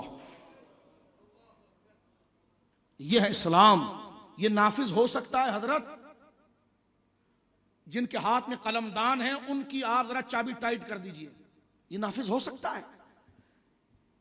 उनको कहो हमारा काम करना कर, लेकिन लोगों का काम कर, ये नाफिज हो सकता है? ये नाफिज हो सकता है। और जो नाफिज करा सकता है वो ना कराए, तो ये नहीं कि पीर साहब सिर्फ बात की फातिहा से बख्शे जाएंगे, पीर साहब को 1 लाख मुरीदों का हिसाब देना भी पड़ेगा। का वो तो उससे पूछिए, का तू रिप्रेजेंट करता था इमाम को मुख्तदियों के बारे में, पीर साहब को कब्र में तो उतार दिया है, लेकिन पीर अगर मुरीदों को सही डिलीवर ना कर सका, डिलीवर किया लेकिन उसमें उसने अपने चहीतों के लिए और रखा, दूर वालों के लिए और रखा, तो ये नहीं है कि पीर होने से बंदा बख्शा जाए। ये जिम्मेदारी यह है कि बख्शा जब जाएगा जब हुजूर के फैसले पर होगा कि अगर मेरी भी बेटी होती तो मैं वही फैसला करता जो इस लड़की के बारे में कर रहा हूं। ये ग्रोहबंदी के लिए नहीं होता है कि पीर करे जाओ बाप दादा के नाम पर, फिर वो इस्लामाबाद में 4 लाख वोट बेच दो और पीर साहब नई गाड़ी लेकर आ गए। 50 एकड़ जमीन थी, अब 500 एकड़ जमीन हजरत की हो गई है। मैंने कहा इन सारी जमीनों का हिसाब तू अल्लाह को तो देगा, लेकिन ये जो गुंबदों में आराम कर रहे हैं ना, जिनकी वजह से तेरा एतबार है, पहले तुझे उनके सामने लाया जाएगा। और तेरी हिम्मत होगी कि अपने बुजुर्गों से आंखें मिला सके और सबके सामने जलील करके फिर रसूलुल्लाह के सामने लाया जाएगा। अलियाज़ु बिल्लाह। अल्लाह उस शर्मिंदगी से पहले हमें बरकत और इताअत का जज्बा दे और खातिमा बिल खैर दे और हिर्स और लालच से हमारी तबीयतों को पाक करे। कुरान ने क्या कहा, चाहे वो गवाही तुम्हारे बाप के खिलाफ जारी हो, चाहे वो गवाही तुम्हारे बेटे के खिलाफ जारी हो। समझ रहे हैं आप? अब हम उसी कानून के तकाजे में कह रहे हैं, अगर गवाही मुसलमान के खिलाफ गई है, चार्ज कर दें उसको, और गवाही बहैसियत सिटीजन के उस ईसाई के खिलाफ की है, तो वो जो $1 अरब हराम के खाए हैं ना, कुछ बख्शवाने के लिए फैसला फिर उसके खिलाफ भी करना, क्योंकि कौम को तो कुछ भी नहीं मिला। मुबारक को 25 रुपए पेट्रोल और बढ़ गए हैं, और उधर मुफ्त पेट्रोल मिल रहा है उनको। उधर क्या मिल रहा है जी, बोलिए क्या मिल रहा है? कहते हैं शाह साहब आप सियासत करना चाहते हैं। मैंने कहा इस गंदगी से अल्लाह की पनाह है। इसी तरह बोलना चाहते हैं ताकि हमें खुद शर्म आए कि बोला ये तो खुद अमल कर। या अय्युहल्लज़ीना आमनू लिमा तक़ूलूना मा ला तफ़अलून, ईमान वालों क्यों कहते हो जो तुम करते नहीं। लिहाजा मेरे दोस्तों बुजुर्गों, गवाहियों के निजाम पर हर मुसलमान कलमा गो गुंबद खजरा के मकीन से अपने ईमान को वाबस्ता रखने वाला सुन ले, जनाब सैयद आलम ने जो सजा बताई है ना, अल्लाह अकबर मेरे बड़े भाइयों बुजुर्गों। एक तो ये जो मजलूम के लिए हुजूर ने जिक्र किया, दूसरा जनाब रसूलुल्लाह ने जो सजा बताई है झूठी गवाही देने वाले। अब जनाब वहां तो खड़े हुए झूठे गवाह, पेशकार से सेटिंग बनाइए, आप चैम्बर में मुलाकात कीजिए। मैंने कहा ये सब रह जाएगा। ये जो आपने बच्ची पर जुल्म किया है ना, बाकायदा मुफ्ती साहब खबर जो चल रही है अकॉर्डिंग टू खबर, वो न्यूज के जो मैं बात आपके सामने कर रहा हूं, आज की खबर है चैनलों के ऊपर कि वो जज साहब की बीवी इतनी दीवानी थी और इतनी जहनी मरीज थी कि वो अपनी मजदूरा के सर पकड़, जो लड़की काम करती थी बच्ची, उसके सर को पकड़कर दीवारों से मारती थी। मैंने कहा जज साहब कभी आपने गौर किया इतना कमाने के बावजूद भी सुकून क्यों नहीं?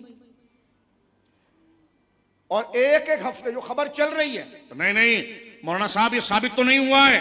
मैंने कहा बच्चू तो उधर गोजरा में साबित हुआ है। गोजरा में क्या साबित हो गया है? खबरों पर तो तुम भी चल रहे हो ना, तो ये भी तो खबरें हैं। जज साहब थे वो, कहते सब ऐसे नहीं होते। तो मैंने कहा यही मैं कह रहा था, सब ऐसे नहीं होते। यहां सब ऐसे होते हैं, वहां जज सब ऐसे नहीं होते। मुझे बताइए इस मुल्क के राज को बेचने वाले इदारे के मजबूत लोग थे कि नहीं थे? किताबें उनकी ग्राउंड पे मौजूद हैं, लानत भेजते हैं उनकी शक्लों पर। जिन्होंने भारत को राज बेचे वो किस हसास इदारे के चीफ गुजरे हैं? हुआ कि नहीं हुआ? बोलो हुआ ना। तो हम यही कहेंगे सब ऐसे नहीं होते। तो मैंने कहा गोजरा में सब ऐसे कैसे हो गए? वहां पर भी फर्क किया जाए, मुजरिम को मुजरिम कहा जाए, सारी कौम को उसमें ना लिपटा जाए। मुजरिम का वही मजहब है जो उसने जुर्म किया है, उसको वहीं तक रखा जाए, और जो आइन में दर्ज चीजें हैं उसके तहत उसको सजा दी जाए। इस इशू के इख्तिताम की तरफ, इस इशू को मुकम्मल करते हुए मैं बात आपकी खिदमत में करना चाह रहा हूं। जनाब रसूल मुकर्रम सल्लल्लाहु अलैहि वसल्लम ने मुझे और आपको, अगर हम इस डाइस पर बैठकर तकरीर कर रहे हैं, उतना ही ज्यादा उसके पाबंद होना चाहिए। कुल्लुकुम राइन व कुल्लुकुम मसऊलुन अन रइयतिही। हर शख्स अपने मातहत को देखेगा और जो उसके मातहत हैं उसका हिसाब उससे लिया जाएगा। मां से बेटी के बारे में पूछा जाएगा, बाप से, मां बाप से बेटी और बेटे के बारे में पूछा जाएगा कि उन्होंने नमाज पढ़ी थी? नहीं, मैं तो जमात में गया हुआ था, मैं आयत करीमा पढ़ रहा था, मैं 11वीं शरीफ की चादर में बैठा था। अच्छी बातें हैं, मजाक नहीं। पूछना ये चाह रहे हैं कि वो खाते तेरा थे, पीते तेरा थे, तुझे मोहब्बत थी, उन्होंने नमाजें पढ़ी थी? उन्होंने क्या मुशाहिदा किया था रात को अपने मोबाइल में, जो सहूलियात तूने मुहैया की थी? तो माँ बाप से एक एक चीजों के बारे में पूछा। पीर साहब तशरीफ लाइए, तशरीफ लाइए। या अल्लाह मैंने बहुत तावीज दिए थे, तो तुमने पूछा था कारोबार क्या है? या सिर्फ घेरने के चक्कर में वो स्मगलर था, उसको तारीख कारोबार दे दिया? और यही हो रहा है आजकल मार्केट में। ऐसे पीर मंगल बुध जुमेरात हैं और हमारे सेठ उन्हीं के साथ खुश हैं, जादूगरों के साथ, कि हमारा काम ठीक करें, और फिर सेठ बदमाशी करते हैं। मैंने कहा चुप कर बे, मदरसों को ज़कात दी है तूने, वो भी पता नहीं कबूल होगी कि नहीं होगी, लेकिन बात मेरी सुना, पता नहीं ज़कात बनती कि नहीं बनती। जब तू इस तरफ आएगा, जब तू दज्जाल और फासिकों का साथ देगा, तो फिर हम बात करेंगे। जो तुमने दीन और मिल्लत के साथ किया है खुद पर एहसान किया है। सुन्नियों में, नात खानों में और पीरों में नए आला हजरत को ना लाओ। अब ये प्रमोट करते हैं जिस तरह कि सिस्टम मुफ्ती साहब लाखों डॉलर देने के बाद, तो इस तरह हमारे कल्चर में नात खानों को आला हजरत बनाया जाता है, क्योंकि सेठ साहब को पसंद है ना, पीर साहब हजरत को पसंद है। मैंने कहा सेठ आला हजरत नहीं बनाते, आला हजरत शरीयत पर चलकर बंदा बनता है। कहते हैं आजकल हम मौलवियों का सॉफ्टवेयर अपडेट कर रहे हैं। कुछ दिन पहले हैदराबाद के हमारे एक बुजुर्ग की एक ऑडियो क्लिप चली थी एक बंदे के बारे में जो उसने रिब्स की बात की थी, तो कहते हैं कि शायद उनका सॉफ्टवेयर अपडेट कर दिया गया है। नई वीडियो ये आई है, वो लहजा, वो गरज वो नहीं है, वो गरज नहीं है, तवज्जो है आपकी, गरज नहीं है। मैंने कहा ये बात उन बुजुर्ग को सोचनी चाहिए कि अगर उन्होंने आपकी खिदमत की है तो बहैसियत आलिम के की है तो फायदा उसी को हुआ है, उसका मकसद गर्ज नहीं होता, वो आपको 1 रुपया नहीं देता। तवज्जो है, अगर अच्छी नीयत से भी की है तो हम मजम्मत नहीं कर रहे हैं, हम कोई तनकीद नहीं कर रहे हैं, लेकिन ये मकसद नहीं कि किसी आलिम का मदरसा बना दो तो वो आलिम कोई यहूदियों का आलिम नहीं है कि जिथे पुत्र नूर जमाल उठे खोता गद्दा सब हलाल, वो दीन का आलिम है। और कुरान ये कहता है कि गवाही तुम्हारे करीब के खिलाफ जा रही हो या बईद के खिलाफ जा रही हो, फैसला वही करोगे जो शरीयत का हुक्म है। नहीं बनाना है ऐसे मदरसे, जब अल्लाह का दीन नहीं लाना है, लोगों की जबान लानी है, तो खुदा ने ऐसे मदरसे बनाने के लिए नहीं कहा, खुद को मुसलमान रहने के लिए कहा। मदरसे इसलिए बनाए जाते हैं ताकि अल्लाह के कानून को सहारा मिले और वो आगे जाए, लेकिन वो सहारा, मैं उन लोगों की मजम्मत नहीं कर रहा माज़अल्लाह, न वो इससे नाराज हों, और अगर उनके दिल में बात आ गई है तो उनसे हम माफी चाहते हैं। जो इदारों के साथ मदरसों के साथ सपोर्ट करते हैं, मैं उनके खिलाफ नहीं बोल रहा, कोई दीवाना बोल सकता है माज़अल्लाह, जो मसाजिद बनाते हैं, मदारिस बनाते हैं, वो मुस्तस्ना है, वो अकली तौर पर मुस्तस्ना है। हम सिस्टम के उस माफिया की बात कर रहे हैं, सिस्टम के, बोलो ना, माफिया की बात कर रहे हैं, जो एक माफिया के तहत पीर को बढ़ाते हैं और उसकी तादाद बढ़ाते हैं। क्योंकि सेठ साहब की जमीन कब्जा हो रही है तो फिर माफिया काम आता है, पीर साहब के मुरीदीन वहां बैठे हुए हैं। मैंने कहा अल्लाह अल्लाह करो, हाजी साहब की जमीन है, भाई हाजी साहब ने खुद उसको धोखे से लिया है।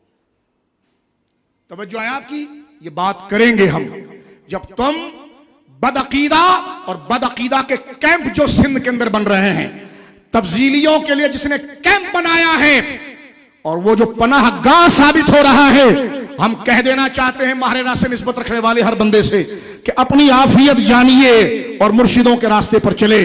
अकीदे के मुकाबले में जो सामने आएगा हम कदम बढ़ाते हुए आगे बढ़ते चले जाएंगे। ऐसे आकाओं का बंदा हूं रजा, बोल बाले मेरी सरकारों के। अपनी आफियत कीजिए, अपनी आफियत कीजिए। आपको प्यार आ गया है, घर तक रखिए।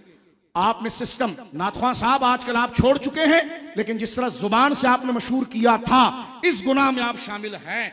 चाहिए ये कि ऐलानिया आप बताएं कि मैं छोड़ चुका हूं, इसलिए कि लोगों में एतबार बाकी रखना भी जिम्मेदार और मुअज्जिम दीनी के फराइज में से है कि लोगों में एतबार शरीयत न गिरे। ये उलमा की जिम्मेदारी है। जिनका और सो रहा है उनका मिजाज यही था।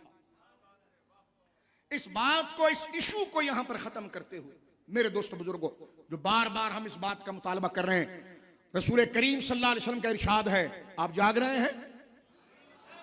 क्योंकि ये चेहरों पर अफसुर्दगी है ना, ये हमारे दिल को चीरती है, हमारे कलेजा मुंह को आता है कि तुम्हारे चेहरों की जो मायूसी है। लोग हमें कहते हैं बड़े बहादुर बने हुए हो। मैंने कहा बहादुर नहीं बने, ईमान पर मरना चाहते, मुंह काला लेकर नहीं जाना चाहते। यहां कुर्सी लगाकर बैठे मुफ्ती साहब से पूछे लोगों के चेहरों पर अफसुर्दगी कितनी है, कोई गुर्बत के मामले में कोई परेशानी। तो जिंदगी क्या है? गुर्बत अफसुर्दगी नहीं, जिंदगी रोशनी सच में है। और हम सच सुन रहे हैं कि इस्लाम ऐसा है। बाद वाले अगर निकम्मे हो तो इस्लाम का नाम लें तो हम निकम्मों को नहीं देखेंगे, उस रोशन यादों को देखेंगे। उन रोशन, क्योंकि नाउमीदी कुफ्र तक ले जाती है, नाउमीदी कुफ्र तक ले जाती है। उलमा की जिम्मेदारी है कि जुमा इस इशूज पर पढ़ाएं, पाकिस्तान के हक पर जुमा पढ़ाएं। जब लोग नाउमीद हो जाएंगे तो फजाइल क्या सुनेंगे? जब अल्लाह रसूल और दीन के लिए उनके अंदर कमजोरियां आएंगी, उनको उठाओ और उनसे कहो कि हक कहो। रसूलुल्लाह ने कहा हक कहने से ना मौत करीब आती है और ना माल दूर जाता है। ये जनाब रसूलुल्लाह का फरमान है। तवज्जो आप अब यहां पर सुनिए और यहां पर इस इशू को हम खत्म करके एक दूसरे मामलात की तरफ चलते हैं जो आज दरस निज़ाम मुस्तफ़ा सल्लल्लाहु अलैहि वसल्लम के हवाले से इस हया के सिलसिले को बयान करने के लिए आपकी खिदमत में अर्ज किया गया। और बाकायदा तौर पर देखिए इसमें जनाब रसूलुल्लाह का फरमान के जिनसे हमारे ईमान की वाबस्तगी है। क्या फरमाया रसूलुल्लाह ने? इतनी बड़ी वईद कि बंदे की रूह कांप जाए। हुजूर फरमाते हैं झूठी गवाही देने वाला, सुनो मुसलमानों, ये घर से ही लगाओ। ये नहीं कि अदालतों में ये होगा। हम रोजमर्रा झूठी बात कर रहे होते हैं, झूठी तोहमतें लगा रहे होते हैं। किसी पाकबाज शख्स पर झूठी तोहमत लगा दी, ठीक है, बगैर तहकीक के उसके लिए बात कर दी। हमने जनाब किसी नेक खातून पर अलियाज़ुबिल्लाह झूठी तोहमत लगाई। सूरह नूर उस पर पूरी मौजूद है, जिसका हम मुताला करें ताकि बुनियादी सबक हमें याद रहे। घर के अंदर झूठी गवाहियां, बच्चों को हम आदी करते हैं घर में मजाक मस्ती में झूठ बोलने पर। खुद बच्चों से मजाक मस्ती में झूठ समझते हैं और हम समझते हैं कि मजाहन जो झूठ बोला है वो नहीं, जबकि हम खुद तो बर्बाद हैं, आने वाली नस्ल को भी बर्बाद कर रहे होते हैं। वो तो साफ और शफाफ एक साफ कागज की तरह होता है। उस पर रोशन नकूश लिखने की बजाय हम उस पर बद अखलाकी की काली लकीरें डाल रहे होते हैं। यही आगे चलकर फिर झूठ को झूठ नहीं समझता और धोखे को धोखा नहीं समझता, गुनाह को गुनाह नहीं समझता, क्योंकि जेर तरबियत जिनके पाया है उन्हीं माँ बाप के नजदीक ये चीजें वैसी नहीं थी। और कीजिए, जनाब रसूलुल्लाह फरमाते हैं अपने घर से मेरे दोस्तों, हमारे जो 2 बच्चे हो, 3 बच्चे हो, हमारी औलाद हो, घर में हो, उनको पहले जिस चीज से दूर रखना है वो है झूठ। क्या है जी? बोलिए। झूठ और झूठी गवाही, झूठ और इस बात का एहसास कि मैंने अल्लाह देख रहा है, उसको जवाब देना है। मैंने ये अर्ज किया, हम उसको याद कर दोबारा दिला दूं। फारूक आजम रज़ी अल्लाह तआला एक दफा तशरीफ ले जा रहे हैं, सामने से एक चरवाहा अपनी मवेशियों को लेकर आ रहा था। हजरत उमर रज़ी अल्लाह तआला ने उसको रोका, रोक कर कहा कि इस मवेशी में से इसका ये जो ना ये एक हमें दे दे। उसने कहा नहीं मैं आपको नहीं दे सकता। कहा क्यों नहीं दे सकते? कहने लगे ये सारा माल मेरे मालिक का है। कहा तेरा मालिक तो यहां नहीं मौजूद है। कहा मालिक मौजूद नहीं, लेकिन अल्लाह तो देख रहा है। यह कहना था कि हजरत उमर धाड़े मार कर रोने लगे और फरमाया तू गुलाम किसका है? कि फलां का है। उससे मालूम कराया कि इसकी कीमत कितनी है। उतनी कीमत देकर उसको आजाद कर दिया। और जवाब जो फारूक आजम ने आगे बात की, सुनिएगा, जो मेरे और आपके दिल को रोशन कर देता है। फरमाया सुन, आज तूने दुनिया में झूठ से बचते हुए ये सच बात की है कि मुझे अल्लाह देख रहा है, तो अल्लाह देख रहा है इस हक की वजह से तूने झूठ बात नहीं की। अल्लाह देख रहा, इस हक को तूने कबूल किया तो दुनिया की कैद से तू आजाद हो गया। तो बता, बंदा इसको हमेशा रखे तो आखिरत की कैद से भी आजाद है। तो मेरे दोस्तों बुजुर्गों, झूठ और झूठी गवाही, जनाब रसूलुल्लाह, मेरी बहनें सुने, मेरी माएं सुने, अल्लाह आपको अपने हबीब के सदक़े और जिन अकाबिर का उर्स है उनके सदक़े आपको अपने बच्चों की खुशियां अता फरमाए। मेरी माएं, मेरी बहनें सुने, मेरे बुजुर्ग सुने, जनाब रसूलुल्लाह फरमाते हैं झूठी गवाही देना शिर्क के बराबर जुर्म है। और शिर्क जो है कबाइर में, रज़ाइल में, गुनाहों में सबसे बड़ा गुनाह शिर्क है। क्या है? बोलिए, शिर्क। और जनाब रसूलुल्लाह फरमाते झूठी गवाही क्या है? झूठी गवाही शिर्क है, अल-अयाज़ु बिल्लाह। लिहाजा इस बात को यहां पर खत्म करके हम दूसरी तरफ आ रहे हैं और उसमें यह बात आपकी खिदमत में जिक्र कर रहे हैं। लिहाजा गोजरा के अंदर जो वाकया हुआ, इसको ज्यादा उठाकर मीडिया पाकिस्तान को बदनाम न करेगा। और अगर ये इससे पहले भी गोजरा में हुआ, मैंने, आप अगर गवाह हो, यहां पर कई कराची के बच्चे मौजूद हैं, वो जो मेरे हर दर्स के अंदर होते हैं, मैंने ये वाकया आपने कई 100 दफा बिला मुबालगा में कहूं, 100 का लफ्ज़ मैं ऐसे नहीं कह रहा, बिला मुबालगा आपने सुना होगा कि मैं हमेशा आज से 5-8 साल पहले गोजरा में एक वाकया हुआ था, ऐसा पहले भी हुआ था, मैं उसको अक्सर डिस्कस करता हूं। और हाल में भी ये वाकया होने से 5 दिन पहले मैंने 2 तकरीरों में मुफ्ती साहब यही वाकया जिक्र किया और आलम दुनिया के सामने पाकिस्तान का जो मुबारक चेहरा है वो बताते हुए अर्ज किया कि ये कौम इंतहा पसंद नहीं है और ये मक्खी पर मक्खी नहीं मारती। इससे पहले भी गोजरा में आज से 5 साल या 8 साल ड्यूरेशन इसके दरमियान एक वाकया गोजरा फैसलाबाद में पहले हुआ था जिसमें 2 या 3 मुसलमान हाफिज कुरान नौजवान लड़कों को जिंदा जलाया गया। तवज्जो है। अब वो लड़ाई मजहब अंदाज में हुई या जाती मोहल्ले में रहते हुई है, अब उसको मजहबी रंग देना, लेकिन आप देखिए वो लड़ाई वहीं तक महदूद रही।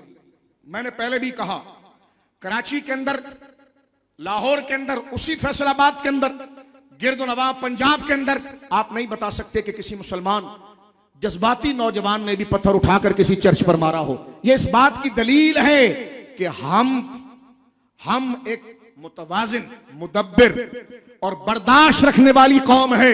फॉक्स न्यूज और CNN और ये जो नक्शा पेश किया जा रहा है, ये नक्शा सियासतदानों का है, पाकिस्तानी अवाम का नहीं है, ये उनका है।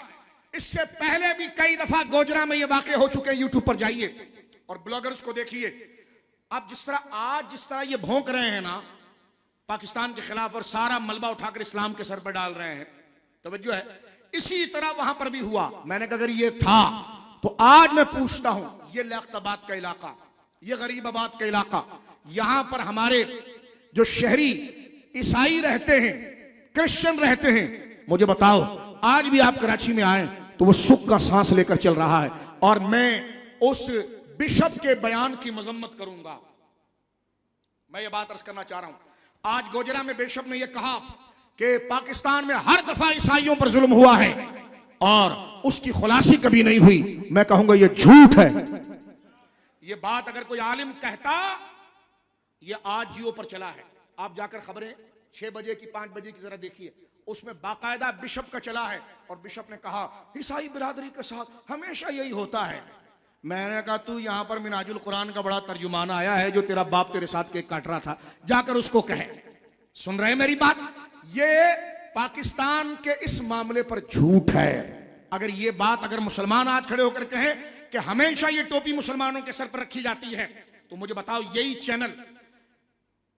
चैनल अपने 10 से 11 के शो के अंदर, 9 से 10 के शो के अंदर अपने सुप्रीम टाइम में हेडलाइन लगाकर उस आलिम को टारगेट करेंगे, उस बंदे को टारगेट करेंगे। देखो क्या बात कर दी है, देखो कानून के खिलाफ बात कर दी है, देखो ये आदमी बर्दाश्त है कि हमेशा मुसलमानों को जिम्मेदार कहा गया है।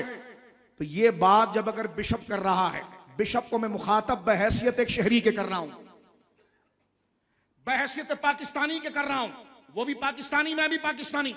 मैं कह रहा हूं बिशप साहब, आप जो ये कह रहे हैं कि हर दफा ईसाइयों पर यह जुल्म हुआ है, तो अगर ये जबान हम इस्तेमाल करें, आप खुद को आगे से लॉलीपॉप लेने के लिए पाकिस्तानी भी कहते हैं, तो मैंने कहा जनाब ये बात आप सुनिए, आपका ये कहना कि ईसाई बिरादरी पर हर दफा ऐसी मजम्मत हुई है और मुसलमान जा जाकर उनको मीठा शरबत पिला रहे हैं, उसमें भी हर्ज नहीं है।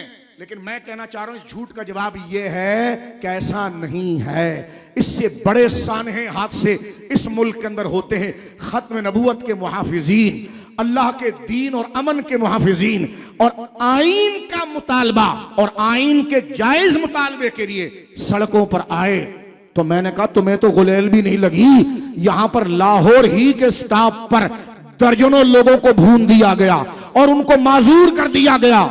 तवज्जो है, उनके हक में किसी ने बोला? मुतालबा भी वो था कि पहले जबानी किया गया, कलामी किया गया, खुतूत लिखे गए, लेकिन वो कहते थे ताकत से करवाइए। ताकत भी क्या, जब वो एक बाकायदा जुलूस की सूरत आई जिसमें गमला नहीं टूटा। मैं कहता हूं चैनल से कि आज अगर वहां घर जले हैं हम उसकी मजम्मत करते हैं, लेकिन मैं पूछता हूं पुरअमन रैलियों का साथ क्यों नहीं दिया जो आईनी तकाजे पर था। खत्म नबूवत की शक आईन में मौजूद है और जब उसको तब्दील करने की 2 से 3 दफा कोशिश की गई और लाहौर से जो उन नेक लोगों का काफिला निकला कि जिसमें दुकानें खुली हुई थी, बाजार खुले हुए थे, इदारों ने देखा कि फजलुर रहमान की तरह उसमें मदरसे के बच्चे नहीं बल्कि उसमें उस्ताद भी थे, खेत में काम करने वाला किसान भी था, मजदूर भी था, अमीर भी था, गरीब भी था, डेली वेजिस पर 100-100 रुपए की दिहाड़ी लगाने वाला भी था। तबकाए जिंदगी का हर बंदा उस रैली के अंदर मौजूद था, फिर भी बाजार खुले थे। उनको तो तुमने कभी तर्जुमानी नहीं दी और आज ये बात कर रहे हो, तो मैं उस बुजुर्ग का जुमला यही दोहराऊंगा, बच्चों मीडिया तुम्हें दर्द कुछ और है और तुम्हारी फकियां कुछ और है। दुश्मनी तुम्हारी इस्लाम से है। हाँ, दुश्मनी तुम्हारी इस्लाम से है और मामला वहां पर किया जाता है। तवज्जो है आप। मैं गया बाकायदा उस मस्जिद के अंदर। जब मैं मस्जिद में पहुंचा और मस्जिद में मैंने जब उन बच्चों को जो गोलियां लगी हुई हैं 17 साल के 16 साल के और उनके पांव के अंदर रॉड लगे हुए हैं, मैंने जो है खादिम साहब की मस्जिद का क्या नाम है, रहमतुल्लिल आलमीन मस्जिद, जहां हज़रत आराम फरमा रहे हैं, मैंने उस बच्चे के साथ हमदर्दी की तो उसने डांट दिया मुझे कि शाह साहब सिर्फ दुआ दीजिए, हमदर्दी ना करें, हमने जो किया ठीक किया, हम बर्दाश्त करेंगे। जवाबी तो कुछ नहीं किया। तवज्जो है। मांगा क्या था? जो आईन में वही मांगा था ना। जब फजलुर रहमान इस्लामाबाद में जाकर अदालत के आगे बैठ सकता है तो पुरअमन जमानत देकर अगर अपने मुतालबे के लिए कोई लियाकत बाग में जलसा कर दे तो कौन सा आसमान टूट गया? तवज्जो है। मैं आपको फिक्र दे रहा हूं, मुकम्मल जमानत के साथ गाजी साहब का जनाजा आप देखिए, दीगर चीजें देखिए, क्या नहीं हो सकता था। तो मीडिया हमें हुब्बुल वतनी ना सिखाए। जिन्होंने अपने सर पर पगड़ियां और चेहरे पर दाढ़ी और पेशानियों को अल्लाह के सजदों से आबाद किया होता है ना, उनसे पूछो उनके दिल में पाकिस्तानियत और पाकिस्तान का जज्बा कितना है। हर साल उसकी मिसाल दी जाती है, हर साल उसकी मिसाल दी जाती है। ये मसला यहां पर वाइंड अप करते हैं। लिहाजा हमने ये बात कर दी, खुलासा उसका ये है कि जो मुजरिम है उसे करार वाकई सजा दी जाए, लेकिन उसके साथ में जो तौहीन कुरान का मसला है उसकी भी तहकीक की जाए। जनाब सैयद आलम सल्लल्लाहु अलैहि वसल्लम की तौहीन का माज़अल्लाह जो मसला बना हुआ है उस पर भी गोया के देखा जाए। लेकिन ये अजीब बात है, मैं एक बात करना चाहता हूं कि सारा जोर अक़लियतों को ही दिया जाए और उनको जो चीज साबित नहीं वो भी साबित कर दी जाए, तो इन मुसलमानों का अक्सरियत का क्या कसूर है इनकी ना सुनी जाए। तो एक बंदे ने आज कोई तबसरा किया था, कहने लगे फिर पाकिस्तान बना ही क्यों है, भारत में रहते तो अक़लियत रहते, तो कुछ ना कुछ सुनी जाती। हम उसकी तायद नहीं कर रहे हैं, इस बात की, इस मफहूम की तायद नहीं कर रहे हैं। पाकिस्तान न बनता कभी इस मफहूम की हम तायद नहीं करते। पाकिस्तान बना, ठीक बना। और ये जुमला कहना चाहता हूं, माना कि कई खराबियां आई हैं, लेकिन मैं अपने आने वाली यूथ जो हमसे उम्मीदें रखती हैं, मैं अल्लाह के लिए उनको गवाह बनाकर कहता हूं, मेरे बच्चों सुनो, अल्लामा साहब बाहर दुनिया में हैं, इनसे पूछिए पाकिस्तान की कदर। जो बाहर रहता है उससे पाकिस्तान की आजादी और इस आजादी के अंदर उसे गोया के अमन के साथ रहना, ये इतना बड़ा सुकून है। किसी लिखने वाले ने बड़ी जबरदस्त बात लिखी, नफ्सियात के माहिर ने, वो कहता है एक अगर सहरा का देहाती आराबी भी हो ना और उसके पत्थर से बना हुआ बेढंगा घर भी हो और वो शाम के वक्त घर आए और अपने हाथ से एक लोटा पानी लेकर अपने सहन में छिड़काव करे तो वो अपनी चारपाई पर जाकर बैठे तो खुद को बादशाह समझता है, इसलिए कि वो एक आजाद जमीन पर बैठा हो। पाकिस्तान पाकिस्तान, आप नहीं समझे मैंने क्या बात किया। एक सहरा में रखने वाला बद्दू जिसके कपड़े भी पूरे ना हो, हाय हाय, कपड़े भी मेरे भाई पूरे ना हो और घर भी उसका पत्थर का बना हो, लेकिन हो उसका अपना, और जिस जमीन पर बैठ रहा वो जमीन उसका वतन हो, तो वो शाम के वक्त आए और गर्मी इतनी हो कि जनाब बंदा करार ना पाए, लेकिन वो थोड़ा से पानी लेकर अपने सहन में छिड़काव करे कि थोड़ी ठंडी हवा उड़े और वो खुल कर बैठे कि ये मेरे वतन की हवा है जो लगकर मेरे बदन पर आकर लगे। और वो ऐसे बैठे कि जैसे वक्त का कैसर और किसरा और बादशाह बैठा हुआ है। यह है आजादी की लज्जत। पाकिस्तान का मतलब क्या? दस्तूर रियासत क्या होगा। हम आसमा जहांगीर वाला सेकुलर बात नहीं कर रहे हैं। इस्लाम कहते जी कलमे के लिए पाकिस्तान नहीं बना, तो मैं एक सिंपल बात करता हूं सेकुलर लोगों से, किस लिए बना भाई? मुल्क की जरूरत क्यों पेश थी? एक जुमला यहां सुन लीजिए, मजीद थोड़ा से वक्त रह गया। भाई मुल्क की जरूरत क्यों पेश आई? सेकुलरिज्म, यानी जिसका मतलब यह है, सेकुलरिज्म का मतलब यह है जहां अक्सरियत होना तो कानून बनाए। यानी मतलब क्या है, मक्का में अक्सरियत काफिरों की थी ना, तो शिर्क को जायज ऑफिशियल कर दो, क्योंकि भाई सब शिर्क कर रहे हैं ना, तो लिहाजा ये जायज हो गया है। ये है सेकुलरिज्म, समझ रहे हो? ऐसी जमहूरियत पर लानत भेजते हैं हम जहां ज्यादा गुंडे जमा होकर गुनाह को कानून बना दे। आप देखिए, तवज्जो करना मेरे भाइयों, बात में समेट रहा हूं। मक्का के अंदर अक्सरियत मुसलमानों की थी, काफिरों की थी? बोलो, तो क्या जमहूरियत के निजाम में उनका कुफ्र जायज हो जाता? इस्लाम अक्सरियत नहीं देखता है, आदल देखता है और नजरिया देखता है। सारी बात छोड़ो, मैं शियों से भी कहता हूं, हिम्मत करो ना, इशू पर बोलो ना, एक ही मातम करते रहोगे साहबा के खिलाफ। अभी 7 सितंबर आ रहा है और मैं देखता हूं कि कितना शिया कादियानियत पर बोलता है। डांट नहीं रहा। मेरी एक तकरीर वायरल भी हो रही है, जो जहाज में मेरी मुलाकात एक बंदे से हुई। मिर्जा गुलाम अहमद कादियानी ने मुफ्ती साहब किबला अपनी किताब में लिखा है, माअज़ल्लाह माअज़ल्लाह, हम अपने उस्ताद, हमारे उस्ताद के बारे में कोई कहना कि तेरे जैसे उस्ताद तो हमारी जेब में है, तो मैं कहता हूं अगर हम कुछ ना कर सके ना, तो 10 लोगों को कहिए बड़ा बेअदब है। हमारे उस्ताद साहब इतने नेक हैं और उसने ये लफ्ज बोला कि तेरे उस्ताद जैसे मैं 10 उस्तादों को जेब में रखता हूं। तो मैं पूछता हूं, इमाम हुसैन पाक, हमारी माएं सुन्नियों की दूध पिलाती हैं, तो अल्लाह रसूल साहबा अहले बैत और हुसैन का नाम लेकर पिलाती हैं।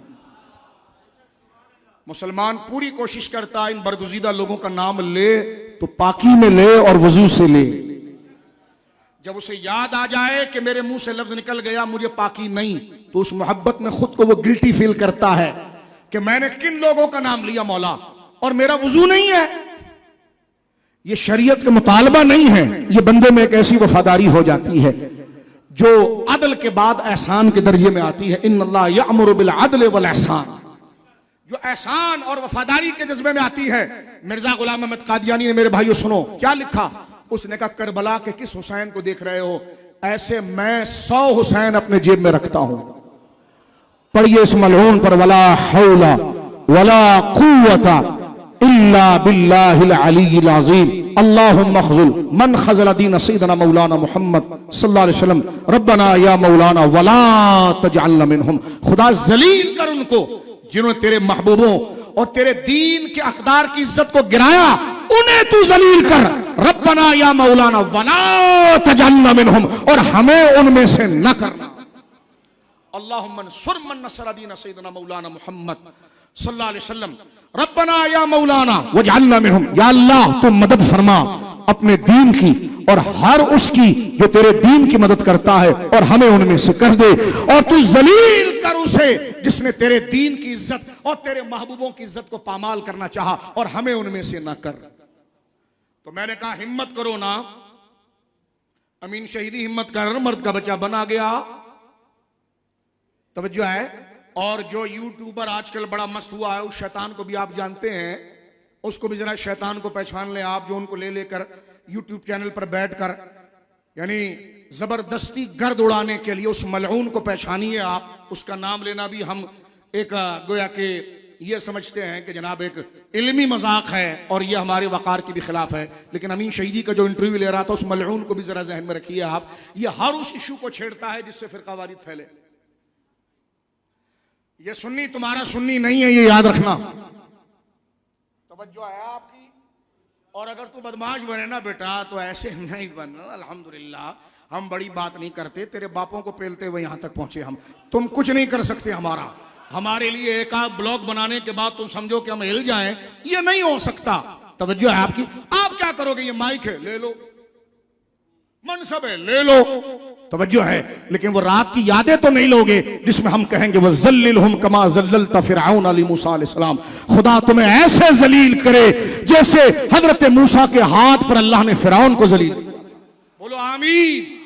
वक़ाहिरहुम कमा कहरत अबा जहल लि मुहम्मद सल्लल्लाहु अलैहि वसल्लम, तुम पर खुदा ऐसा कहर और गजब उतारे जैसे जनाब रसूलुल्लाह के सामने अबू जहल के ऊपर उतारा। सुन्नी क्या कर सकता है, बात कर सकता है।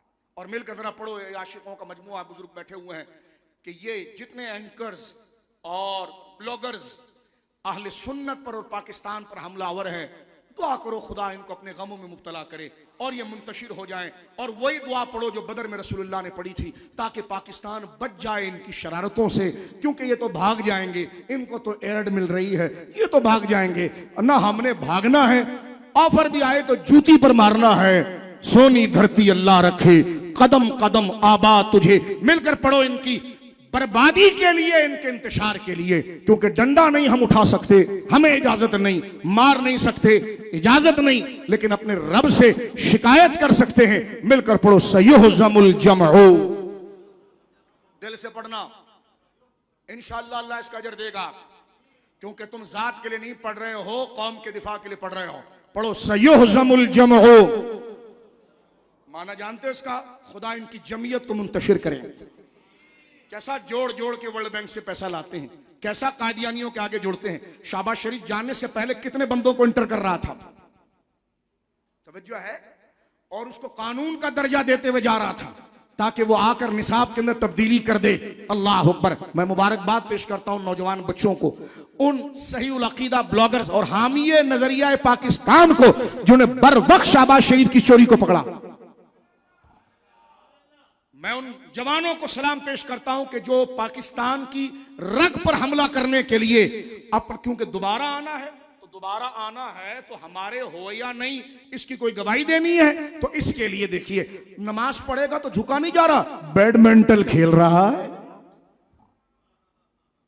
बैडमिंटन, हम नून बल्ला टल्ला इसके नहीं है, हम पाकिस्तान और मुसलमान हैं। तवज्जो है आपकी। बंदा जो पीछे छोड़ के जा रहा था, वो मेरे दोस्तों बुजुर्गों, जो गांधी के साथ खास जियो पर प्रोग्राम करने वाला, पीटीवी पर प्रोग्राम करने वाला, उस मलऊन को, और उसके हाथ में पूरी कमांड आपके तालीम की देकर जा रहा था ताकि वो निसाब के अंदर गड़बड़ करे। लेकिन आपने इसी तरह अपने आप को बेदार रखना है। कर कुछ, हम क्या कर सकते हैं मौलाना? मैंने कहा एक काम कर सकते हो, दिल को उनके हवाले नहीं करना, बस फैसले कब्र में दिल में होंगे। लिहाजा मिलकर पढ़ो, जो बदर के मैदान में रसूलुल्लाह ने अपने सामने 3 गुना लश्कर देखा था, तो खुदा ने एक बात सिखाई थी और अल्लाह ने उनको मुंतशिर किया।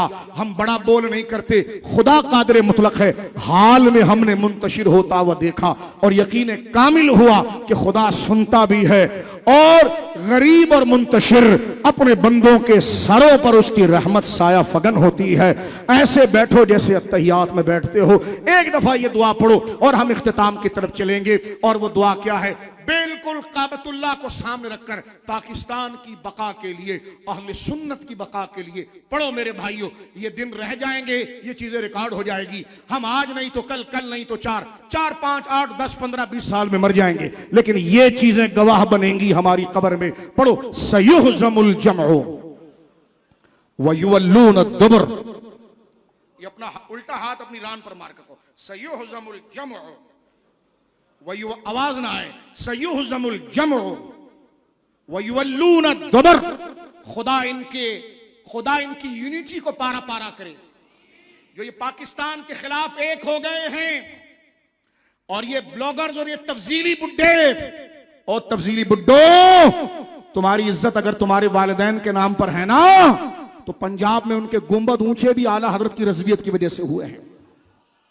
तुम हमें क्या, अपने वालिद को क्या जवाब दोगे? अपने वालिद को क्या जवाब दोगे कि जिन्होंने अपनी जिंदगी और अपना मरना जीना अपनी सियादत को नहीं बनाया, अपने फख्र के लिए आला हजरत का नाम लिया, और तुमने घर में उस कुत्ते को पाल रखा है जो आला हजरत के खिलाफ भौंक रहा है। तवज्जो है।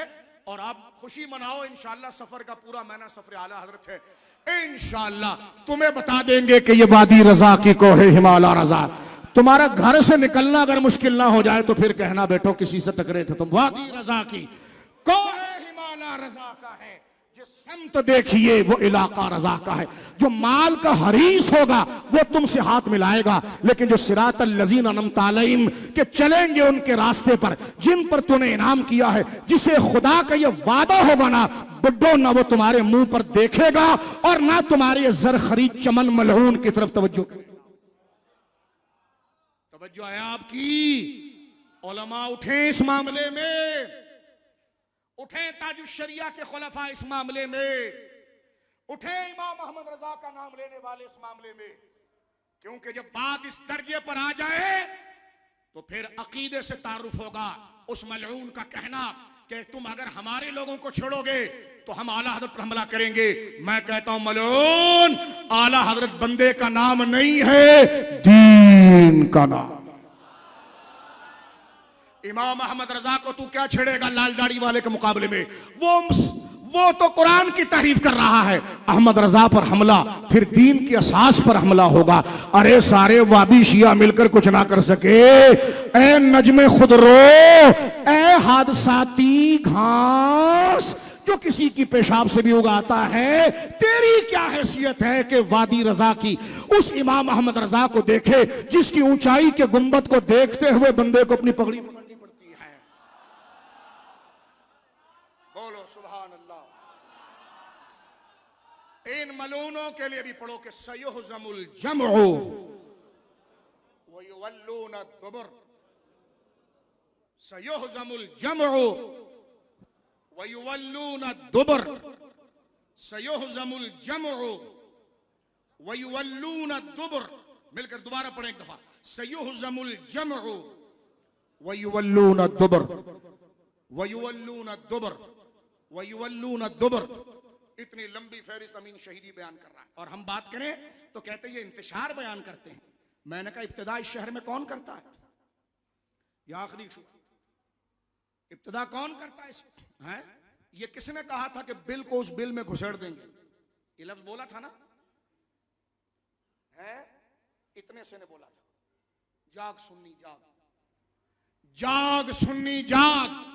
मिलकर कहो, जाग सुन्नी जाग, जाग सुन्नी जाग।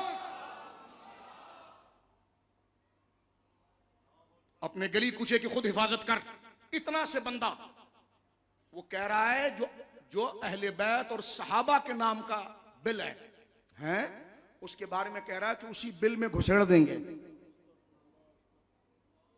मैंने कहा फिर हम भी कह सकते हैं कि तुझे भी उधर ही घुसेड़ देंगे। ये तो सुगरा कुबरा हुआ नतीजा निकला। फिर इसमें यह जुमला जब बर्दाश्त किया जा सकता है और वो सहाबा की नामूस और अहले बैत की नामूस के जो उनको गाली देगा उस पर उसको इतने साल की सजा होगी, तो ये कौन सी गलत बात? तवज्जो है? तो मैं फिर तुम्हारे मजहब को यहां गिनता हूं तो एफआईआर मुझ पर भी नहीं आनी चाहिए, बात मुझ पर भी नहीं आनी चाहिए। तवज्जो है आपकी? लेकिन तुम वहां जाकर जमा हो गए एक साल पहले, पूरी प्रेस कॉन्फ्रेंस की, मुजफ्फरजहाँ पर एफआईआर होनी चाहिए, मुजफ्फरजहाँ पर एफआईआर होनी चाहिए, मुजफ्फरजहाँ पर एफआईआर होनी चाहिए। लेकिन सुन्नी ये तुमसे भी पूछा जाएगा, तुमसे भी पूछा जाएगा कि तू क्यों चुप रहा? उन तंजीमात से पूछा जाएगा कि खामोश तुम क्यों रहे? हैदराबाद में स्टेज तुम्हारा वो खेड़ दिया गया, तुम प्रेस कॉन्फ्रेंस से भी गए। तवज्जो है?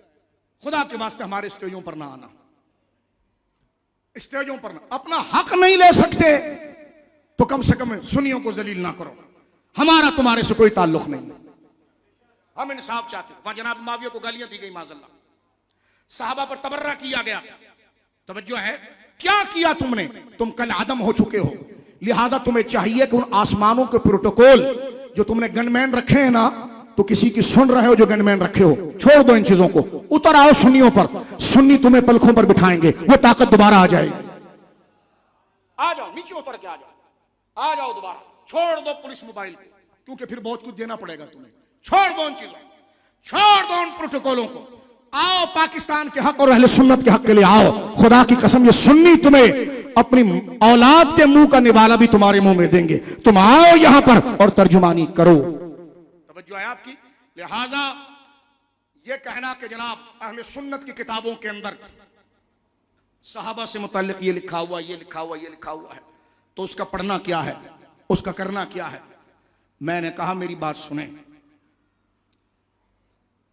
वो मासूम नहीं थे, वो हुजूर के जेर तरबियत थे, खुलफा राशिदीन उससे मुस्तस्ना है। तवज्जो है, एक बच्चा किसी उस्ताद के जेर तरबियत रहे और उस्ताद उसकी तरबियत करे, यहां तक कि वो अपनी तालीम के आखिरी मरहले तक पहुंच जाए और बड़े सख्त इम्तिहान से गुजारने के बाद उस्ताद उसको कामयाबी की डिग्री दे दे, कामयाबी की डिग्री दे दे, तो अब उसकी क्लास 1 और क्लास 2 की कॉपियां उठाकर कोई बंदा डिग्री देने वाले के आगे रखे और कहे देखो उस वक्त तो ये सही लिखता भी नहीं था, सही सबक याद भी नहीं करता था, तो डिग्री वाला तो डिग्री वाला है। आम लोग कहेंगे कि जनाब वो तो तरबियती मरहला था, ये जो मुंतहा है। और जब उस्ताद ने असल इम्तिहान लेने के बाद उनमें उस सलाहियत को देख लिया, उस कमाल को देख लिया जो तालीम का तकाजा था और डिग्री इशू कर दी है, तो अब इस कामयाबी के बाद उनके माजी के हालात को लाना ये सिर्फ बुग़्ज़ नहीं है तो क्या है, जब कुरान कह चुका वह कुल्लन वादल्लाहु हुस्ना, ओहद वालों कुछ भी हुआ हमने माफ कर दिया। मैंने कहा अल्लाह ने माफ कर दिया, काले तू क्यों जहन्नम में जा रहा है अल्लाह के मुकाबले पर। तवज्जो है आपकी, जब अल्लाह ने माफ कर दिया और अल्लाह ने उनको गवाह बना दिया अपने दीन का और कह दिया कि ला यस्तवी मिनकुम मन अनफक़ मिन क़ब्ल अल-फ़त्ह व क़ातल उलाइका अअज़मु दरजतन मिन अल्लज़ीना अनफ़क़ू मिन बादु व क़ातलू। फरमाया जो पहले मक्का फतह होने से पहले जो ईमान लाए और अल्लाह की राह में क़िताल किया और माल दिया, और जिन्होंने फतह मक्का के बाद अल्लाह की राह में माल दिया और क़िताल किया, ला यस्तवी, वो दोनों ग्रुप बराबर तो नहीं है लेकिन हैं तो हमारे महबूब के साथ दोनों जुड़े हुए, तो कुल्लन वादल्लाहुल हुस्ना, दोनों को हमने ए ग्रेड से पास कर दिया, A1 ग्रेड, एक्सीलेंट। जब खुदा ने पास कर दिया, तवज्जो है, और अल्लाह रब्बुल आलमीन फरमाता व अलज़महुम कलिमत तक़वा, हमने उनके दिलों पर कलमा तैयबा को लगा दिया है, व कानू अहक्क़ बिहा व अहलहा, इसलिए कि उनका वो दिल कलमे का हक रखता था और वो दिल जो है वो कलमे का मुस्तहिक था। और अल्लाह रब्बुल आलमीन फरमाता है व कान अल्लाहु बिकुल्लि शैइन अलीमा, ये हबड़ धबड़ में नहीं हुआ, ये इनाम वो दे रहा है जो हर चीज का इल्म रखता है, हर चीज का। आप कहते हैं क्या उन हवालों को बयान नहीं किया जाएगा? मैंने कहा मैंने बयान करने से कब मना किया है? सुन्नियों की बुखारी में है, तिरमिजी में है, मैंने कहा उसके बयान के मकसद पर उसको रखना,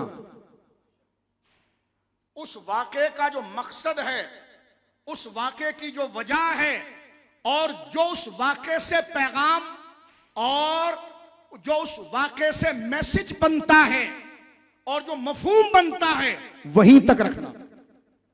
इख्तलाफ इसमें नहीं है कि वो वाक़या पढ़े जाएं, वो वाक़या तो कुरान में भी है, लेकिन उस वाक़े को पढ़ने के बाद, उसका सियाक और सबाक देखने के बाद जिनके लिए वाक़या है उनकी दिगर जगहों पर अल्लाह की जानिब से शान देखने के बाद इस मजमूए कॉन्सेप्ट के अंदर फिर जो मैसेज बनता है वो बयान किया जाए तो कोई बेअदबी नहीं है। लेकिन एक वाक़े को लेकर अपनी तरफ से एक इंडियन फिल्म बनाकर उसे रिलीज करने की कोशिश की जाए और उसमें गाली गलोच और उसमें एक घटिया मफहूम पैदा किया जाए, वो गुस्ताखी है।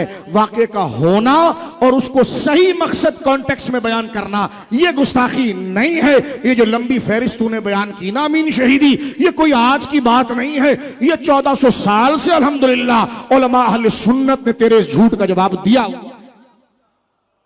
तो सुन्नी कोई इस बात से कंफ्यूज गोया के ना हो। आज के दरस निज़ाम मुस्तफ़ा सल्लल्लाहु अलैहि वसल्लम में जहां बुजुर्गों के आरास का जिक्र है, वहीं सरकार इमाम रब्बानी मुजद्दिद अल-फ़सानी रहमहुल्लाह ताला, जहां हज़रत सैयदी ताहिर मारफानी रहमहुल्लाह उनके उर्स की ये बज़्म है, हज़रत शेख तरीक़त अब्दुल जलील नक्शबंदी रहमहुल्लाह ताला उनके ये उर्स पाक की बज़्म है।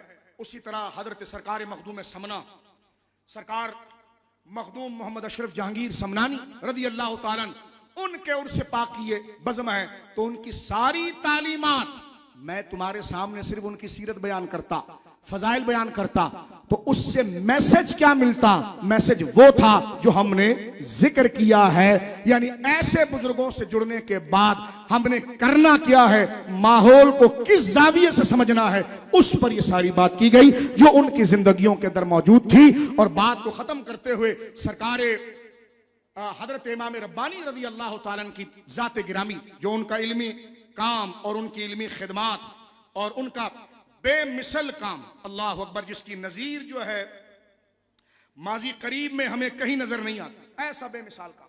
शाह वलीउल्लाह मुहद्दिस देलवी रहमहुल्लाह ने इस बात को लिखा है कि अकबरी दौर के मुकाबले में, अकबरी दौर क्या था? यही था जो हो रहा है। अकबर का दौर क्या था? यही हो रहा है। एक जुमला रह गया, मैं उसको मुकम्मल कर लूं। सेकुलर फिक्र के एतबार से कि पाकिस्तान सेकुलर स्टेट है, तो मैंने कहा अगर सारे सेकुलर मिलकर फौज के खिलाफ खड़े हो जाएं तो क्या फौज के खिलाफ कानून बना देना चाहिए? बोले। जब उधर उनकी जमहूरियत और अक्सरियत नहीं मानी जाती, तवज्जो है आपकी? नहीं समझ रहे आप मेरी बात? और नहीं माननी चाहिए, तवज्जो है? नहीं माननी चाहिए। वो कह दे कि जनाब कश्मीर से दस्तबरदार हो जाएं, ठीक है, फला मसले से दस्तबरदार हो जाएं, इन चीजों की इजाजत दे दी जाए जो हमारी हसास रग है। और आजकल तो मम्मी डैडी लोग यही कहते हैं, लेकिन क्या उनकी बात को एक दीवाने की गप समझकर भुला नहीं गया था? तो हम इसी जमहूरियत पर लानत भेजते हैं जहां गलत बात को ज्यादा तादाद में लोग उसके हक में वोट डाले और उस गलत बात को सही कर दे। पाकिस्तान इसलिए नहीं बना था, पाकिस्तान नजरिए के लिए बना था, और वो नजरिया कुरान और सुन्नत का है। ऐसी जमहूरियत से हम बेजार हैं। और यह हुआ ना शहर के अंदर, जबानों के नाम पर लोगों को जमा किया, अब उन्होंने जो उल्टा सीधा किया वो कानून बन गया। तो यह जमहूरियत नहीं है, लानत है। हर वो जमहूरियत और अक्सरियत जो अखलाक, तहजीब और अल्लाह के कानून के मुकाबले पर आएगी, वो जमहूरियत नहीं, वो फसाद है। एक बंदा भी उसके साथ खड़ा होगा तो वही जमहूर है। मसला आप देखिए, बात खत्म करते हैं इस फिक्र को भी आज, इस करंट इश्यूज को, क्योंकि हमने जमीन के नीचे क्या होगा ये भी बताया, आसमान के ऊपर क्या होगा ये भी बताया, लेकिन जमीन के ऊपर क्या करना है ये भी जानना है। इस पर दारो मदार है उन दोनों जगह की कबूलियत का।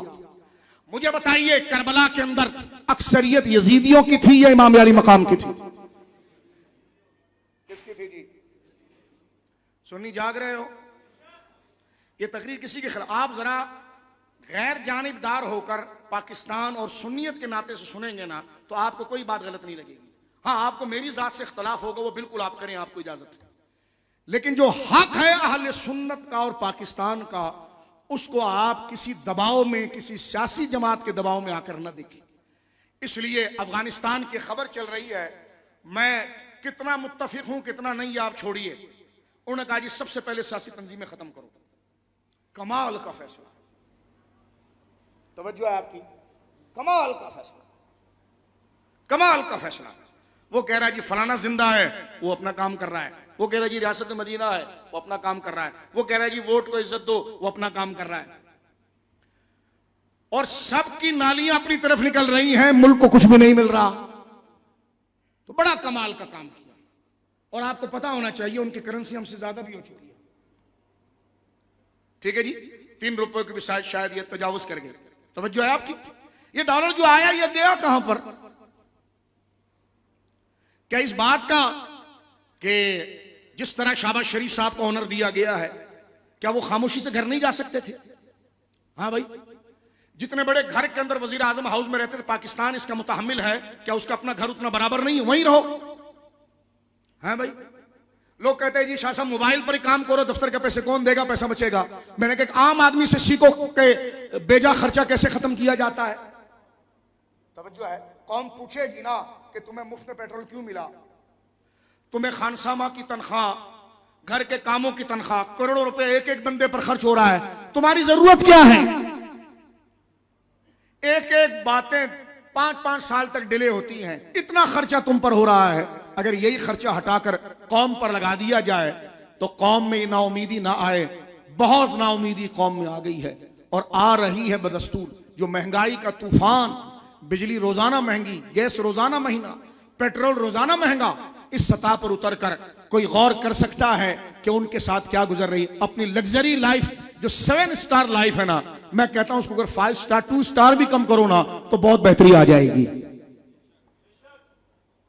अपनी बेगम के लिए शॉपिंग की एक गाड़ी, मेकअप के और ब्यूटी पार्लर जाने में एक गाड़ी, मैंने कहा उस 10-12 गाड़ी में से अगर 4-5 भी कम कर दो ना तो बहुत नीचे सतह पर कमी आएगी। तवज्जो है, तवज्जो है। हम क्या कर सकते हैं मौलाना? मैंने कहा एक काम तो कर सकते हैं कि दिल में ऐसे झूठों को जगह नहीं दे सकते। कयामत के दिन कहेंगे मौला कुछ भी नहीं था, लेकिन ये दिल बचा कर लाए तेरी शरीयत के नाम पर। हमें अच्छा लगा तो कुरान लगा, हालात ऐसे नहीं थे या अल्लाह, लेकिन अच्छा लगा तो कुरान लगा। हमें अच्छे लगे तो तेरे हबीब की इज्जत लगी, बोलो सुभान। अच्छा लगा तो तेरा दीन लगा। लोग कहते थे मौलाना जीना सीखो, मरने की बात क्या सब करते हो? तो मैंने हदीस पढ़ी है आपके सामने। हदीस पाक में आता, साहबी ने कहा कि दुनिया का काम ऐसे करो जैसे हमेशा रहना है और आखिरत का काम ऐसे करो जैसे कल मर जाना है। उस इन्हिमाक के साथ बात यहां खत्म हो रही है। मुझे जवाब दीजिए, करबला के अंदर हुसैनियों की तादाद ज्यादा थी या यजीदियों की? आवाज दें। तुम तो ऐसे थक गए सुनियो, ये तो जागने का वक्त है। जो वक्त कयाम का होता है उस वक्त सजदा नहीं करते। अब तो कहानी दोबारा शुरू हुई है। हाँ, लिहाजा ये समझ लीजिए आप, अब तो दुश्मन आपको टारगेट कर रहा है, आपका बराकरम नाम ले रहा है, वो तो सहाबा तक का नाम ले रहा है। सोयम नहीं बख्शवाएगा, चहलुम नहीं बख्शवाएगा, उर्स नहीं बख्शवाता, ये सब जायज है। बख्शवाता है वफादारी, तवज्जो है, बख्शवाती है वफादारी। लिहाजा अपने अंदर गोया के सुस्ती ना रखो, एक आवाज में जवाब दो। और जुमे का दिन अल्लामा साहब जानते हैं, वो कहने लगे जनाब जिस दिन जुमे को ईद आए ना तो हुक्मरान पर बड़ा भारी होता है। मैंने कहा उसने भी नमाज बैठकर ही पढ़नी होती कुर्सी पर। आप उलमा से पूछो ना कि जुमा भी पढ़ाना, ईद की नमाज भी पढ़ानी। और आज हमारे दोस्तों ने कहा कि जुमे के दिन दर्स कुरान होगा, और आज अल्हम्दुलिल्लाह जुमा भी हुआ और परचम कुशाई भी हुई। किसी को दिखाने के लिए नहीं। मुझे कहने कि फलाने को बुला दो। मैंने कहा फलाने को क्या बुलाया? वतन उसका नहीं, खुदा है, खुदा है, खुदा है। आएंगे तो हमारा खून बढ़ेगा, नहीं आएंगे तो कोई नाराजगी नहीं है। जिनके लिए परचम कुशाई कर रहे हैं उनकी रूहें जाग रही हैं, देख रही हैं। जो अपनी कब्रों में आज भी लेटे हैं उनको लिटाया गया है, जलाया नहीं गया कि जब जरूरत होगी तो पीठ के बल दोबारा खड़े होकर वो आ जाए। बोलो सुभान अल्लाह। हम जिंदा कौम हैं, शहीदों से निस्बत रखते हैं। बात खत्म हो रही है 1-2 मिनट के अंदर। मुझे बताओ करबला के अंदर अक्सरियत किसकी थी? तो जमहूरी एतबार से तो यजीद खलीफा बन गया है, सेकुलरिज्म के एतबार से। देखो यार एक जुमला सुनना, क्योंकि आप सोशल मीडिया बहुत देखते हो और तुम ये झूठे एंकरों के प्रोग्राम बहुत। सबसे पहले तो खबरें देखना छोड़ो, जरूरत की 4-5 खबरें जो पाकिस्तान से मुतल्लिक है देखो बस, ठीक है। ये ऊट पटांग, ये हम क्योंकि जाते हैं, हमें पता है, हम जाते रहे हैं। ये 4 किस्म के लोगों को बिठाते हैं, लड़वाते हैं, उसके बाद ये आपस में गप्पे शल्पे लगाकर साथ खाना खाते हैं। तो इनका इख्तिलाफ क्या है? जब टीवी पर इख्तिलाफ नजरियाती है तो एक दूसरे के साथ जब खाना खा लें तो मुझे और आपको तो बेच दिया ना, और उनकी रेटिंग भी ऊपर गई और यूट्यूब से पैसे भी आए। तो दोनों तरफ से तेरा, एक तो तू अगर गोया के मोबाइल के जरिए देख रहा है तो वहां से गोया के तेरा नेट भी इस्तेमाल हो रहा है, टेलीविजन की तरफ देख रहा है तो बिजली भी उन्होंने, उनके घर तो बिजली फ्री है। वो चारों को लड़ाने के बाद उन्हें खामोश हो जाना है। और अगर तू देख भी ले तो होना तेरे देखने से क्या है? तूने परेशान होना, फिर बीवी से लड़ना है, फिर बच्चे से लड़ना है, फिर तेरे पास प्यारे प्यारे बच्चे होंगे वो तुझे अच्छे नहीं लगेंगे क्योंकि तेरे अंदर नाउमीदी आ जाएगी। तो छोड़ उन दज्जालों को, छोड़ दे। तेरे आंगन में जो तेरे प्यारे प्यारे बच्चे हैं जो अल्लाह ने अता फरमाया, तेरा छोटा से जो टूटा फूटा घर है लेकिन एक साया है तेरा, उस तरफ आ जा। तेरा बदन सलामत है, उस तरफ आ जा। तेरे दिल में हुजूर की याद है कि मैं सो जाऊं या मुस्तफा, कहते कहते उसके दिल में याद है अमेरिका का वीजा लग जाए, तेरे दिल में याद आए कि सरकार मुझे देख लें। तो तेरे और उसके अंदर तो पेशाब और दूध वाला फर्क है। तू कहां वहां पाकीज़ा आदमी अपनी नियतों को बेच रहा है। निकल आ, ये जरूरी चीजें हैं जिसकी वजह से हमारी फिक्रें खराब हो रही हैं। यहां से निकल आ और मुझे बताओ, करबला में अक्सरियत यजीदियों की थी या हुसैनियत की? हाँ, तो फिर असेंबली में उसके बंदे ज्यादा थे तो क्या यजीदियत साबित हो गई? यकीनन सेकुलर यही कहेगा, लेकिन सच्चा आदमी जो इस्लाम के साथ है वो कहेगा हुसैन तन्हा भी था तो हक उसी के साथ था, इसलिए कि हुसैन के साथ हक था और हक को कसरत और किल्लत से नहीं देखा जाता। हक जो है, हक और सच जो है, उसका तारुफ और उसकी तमीज किल्लत और कसरत से नहीं होती, बल्कि हर एक की तमीज उस हक की वजह से होती है। हक एक भी है तो वो सब पर भारी होता है। इसलिए ऐसी जमहूरियत को हम नहीं मानते कि जो अखलाक और कानून के खिलाफ, जनाब जो है, जिस तरह हमारे चीफ जस्टिस साहब ने कहा कि फहाशी तो वही है जिसको लोग फहाशी समझे और हया वो है जिसको लोग हया समझे। अदालत अगर ये फैसला करेंगी हाँ, तो मुझे बताओ इनका एतबार रहेगा? हाँ? ये कौन सी तारीफ है फहाशी की? ट्रांसजेंडर में जो बकवास तारीफ की है, अल्लाह अकबर, कितना बड़ा आइन के खिलाफ, कुरान और सुन्नत के खिलाफ। लिहाजा एक बात समझ लो, अक्सरियत नहीं देखी जाती, नजरिया देखा जाता है। और अगर अक्सरियत की बिना पर जमहूरियत बनती है तो ये जमहूरियत नहीं है, ये यजीदियत है, शैतानियत है। मुसलमान उस जमहूरियत को मानता है कि जिसमें हक के साथ लोग खड़े हों, और अगर लोग ना आए तब भी हक किसी का मोहताज नहीं रखता है, वो अपना तारुफ खुद रखता है। अल्लाह रब्बुल आलमीन जल्ला वाला हमारे अकाबिर की ये फिक्र थी, शहीदों की ये फिक्र थी, इस पर अल्लाह रब्बुल आलमीन हमें जिंदा और सलामत रखे। अखंड भारत के मुकाबले में पाकिस्तान बनने की वजह भी मेरे दोस्तों बुजुर्गों यही बनी थी कि अगर वो अंडरपास और फ्लाईओवर ये चीजें बनानी थी, ये शहर के लिए होना चाहिए। लेकिन गांधी कायद आजम के सामने ब्लैंक चेक रखकर ये कह रहा था, लेकिन मुस्लिम लीग उस जमाने की जो थी उन्होंने कहा नहीं, हमें कुछ नहीं चाहिए, हमें जमीन चाहिए। अरे जमीन तो मिल रही है ना, मिला दो उसको वहां पर।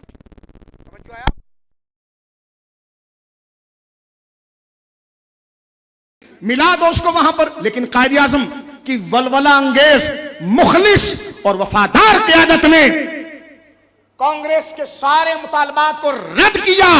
मैं पूछना चाहता हूं सेकुलरिज्म से कि असल वजह क्या थी? पाकिस्तान का मतलब क्या? कलमा था। दस्तूर रियासत क्या होगा? आज हाथ उठाकर कह दीजिए, अकलियत के बारे में या अक्सरियत के बारे में हमारे आइन का सहरा है। हर वो कानून जो अल्लाह के कानून और रसूलुल्लाह के बयान करदा कानून के मुकाबले पर आएगा, हम उसको कंडेम करते हैं और उसको मुस्तरद करते हैं। हाथ उठाकर को हम उसको मुस्तरद करते हैं। अल्लाह रब्बुल आलमीन जल्ला वाला यही निज़ाम मुस्तफ़ा है, यही दस्तूर मुस्तफ़ा है जो हुजूर सैयद आलम सल्लल्लाहु अलैहि वसल्लम ने बात की है कि जालिम के आगे झुकना नहीं है, बल्कि जालिम की आंखों में आंखें डालकर बात करनी है।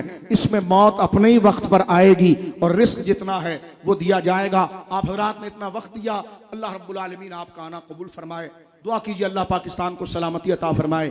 गोजरा के जो हालात हैं, जो बने नहीं है, जितने बनाए जा रहे हैं, अल्लाह उसको उस वाक़े को शर से बचाए। और वो एक महदूद वाक़या है, कानून के तनाजिर में हमारे इदारे उसको देखें और मीडिया के मदारियों के हाथ में न दें, नारियल न दे। मीडिया जो बात कर रहा है ना, ये पूरे मुल्क में आग लगाना चाह रहा है। लिहाजा मीडिया को शटअप कॉल दी जाए। क्या आप इसकी हिमायत करते हैं भाई? इस इशू पर मीडिया को शटअप कॉल दिया जाए, आप इसकी हिमायत करते हैं? जो थक गए वो ना उठाएं, जो करते हो। मीडिया को शटअप कॉल दी जाए, उनको खामोश किया जाए, क्योंकि ये पूरी दुनिया में पाकिस्तान को बदनाम करने की साजिश है और इस आग को बढ़ाना चाहते हैं, क्योंकि उनका मंजन फिर पूरा महीना बिकेगा। लोग बार बार उठकर उनके मंजन को देखेंगे। खुदा उनके इस धोखे के सौदे से मेरे मुल्क को बचाए, मेरे नौजवान को बचाए और इस इस जो गोजरा के अंदर हुआ, आईन और कानून के तहत जो उसका सजावार है, जो उसका मुस्तहिक है, उसको करार वाकई सजा दी जाए। जलाने वाले हो या कुरान की तौहीन करने वाले हो, यह मसला जब मुतहक्कक हो गया है, इसको चलाने की जरूरत नहीं है। चलाना है आपको तो वो मसला चलाइए कि जज की बीवी ने एक खादिमा को मारा, ये चलाइए। ये चलाइए एक सेकुलर जर्नलिस्ट के बेटे ने अपनी बीवी को ज़बह किया, ये जरा चलाइए। ये जरा चलाइए कि हमारे सूबे के एक वजीर इत्तलात साहब, उनकी बोतल में शहद निकली जबकि सुप्रीम कोर्ट कह रही थी ये जो है वो शराब है। इस मौजू को जरा चलाइए। ये चलाइए डिफेंस के अंदर एक वडेरे के बेटे ने एक नौजवान को गोली मार दी, ये चलाइए आप। जो चलाने के इशू है ना वो चलाइए। ये इशू हम कानून पर छोड़ते हैं, बात इतनी हो चुकी जितनी होनी थी, इसको उधर हल कीजिए। लेकिन इसको नहीं चलाया जाएगा तो मुसलमान अब भी तू टीवी देख रहा है, अब भी तू ताजा तरीन देख रहा है, तो तू अपना नुकसान कर रहा है। क्या जाग गए हो? सबसे पहले घर से खबरें बंद करो। क्या तैयार हो इस पर?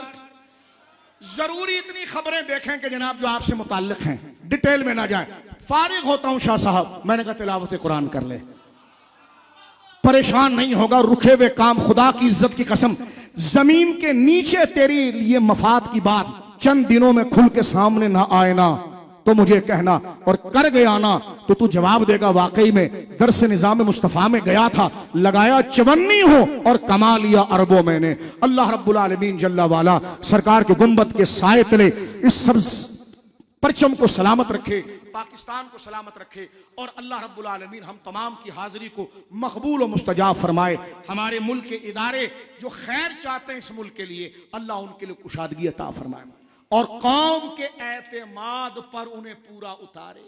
एतमाद बाप के साथ, घर के बड़े के साथ एतमाद रहे तो घर सही रहता है। लेकिन इंसान है, उनकी भी मजबूरियां हैं, हमारी भी हैं। लेकिन हम दुआ करते हैं अल्लाह रब्बुल आलमीन हमारी जो कमांड के अथॉरिटी हैं उनके आगे कोई हडन ना आ जाए, कोई परेशानी ना आ जाए। जो कौम से वो वादे कर रहे हैं, ये 5 साल पाकिस्तान की तरक्की के लिए हो, आसानी के लिए हो, फैज के लिए हो, अमन के लिए हो, और मिलकर कहिए आदल के लिए हो, और निजाम मुस्तफा के निफास के लिए हो।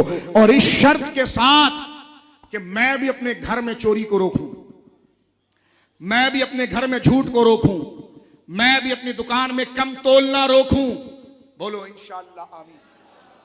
मैं भी अपने पड़ोसी को तंग करना रोकूं, मैं भी गली कूचों के अंदर बेहयाई के काम करना रोकूं, मैं भी किसी का माल लूटना और किसी के जान को नुकसान पहुंचाना, ये गिलाजत और एक गुनाह के काम, इससे मैं भी बच जाऊं। दुआ करो, ये आशिकों का मजमा है, आमीन कहिए।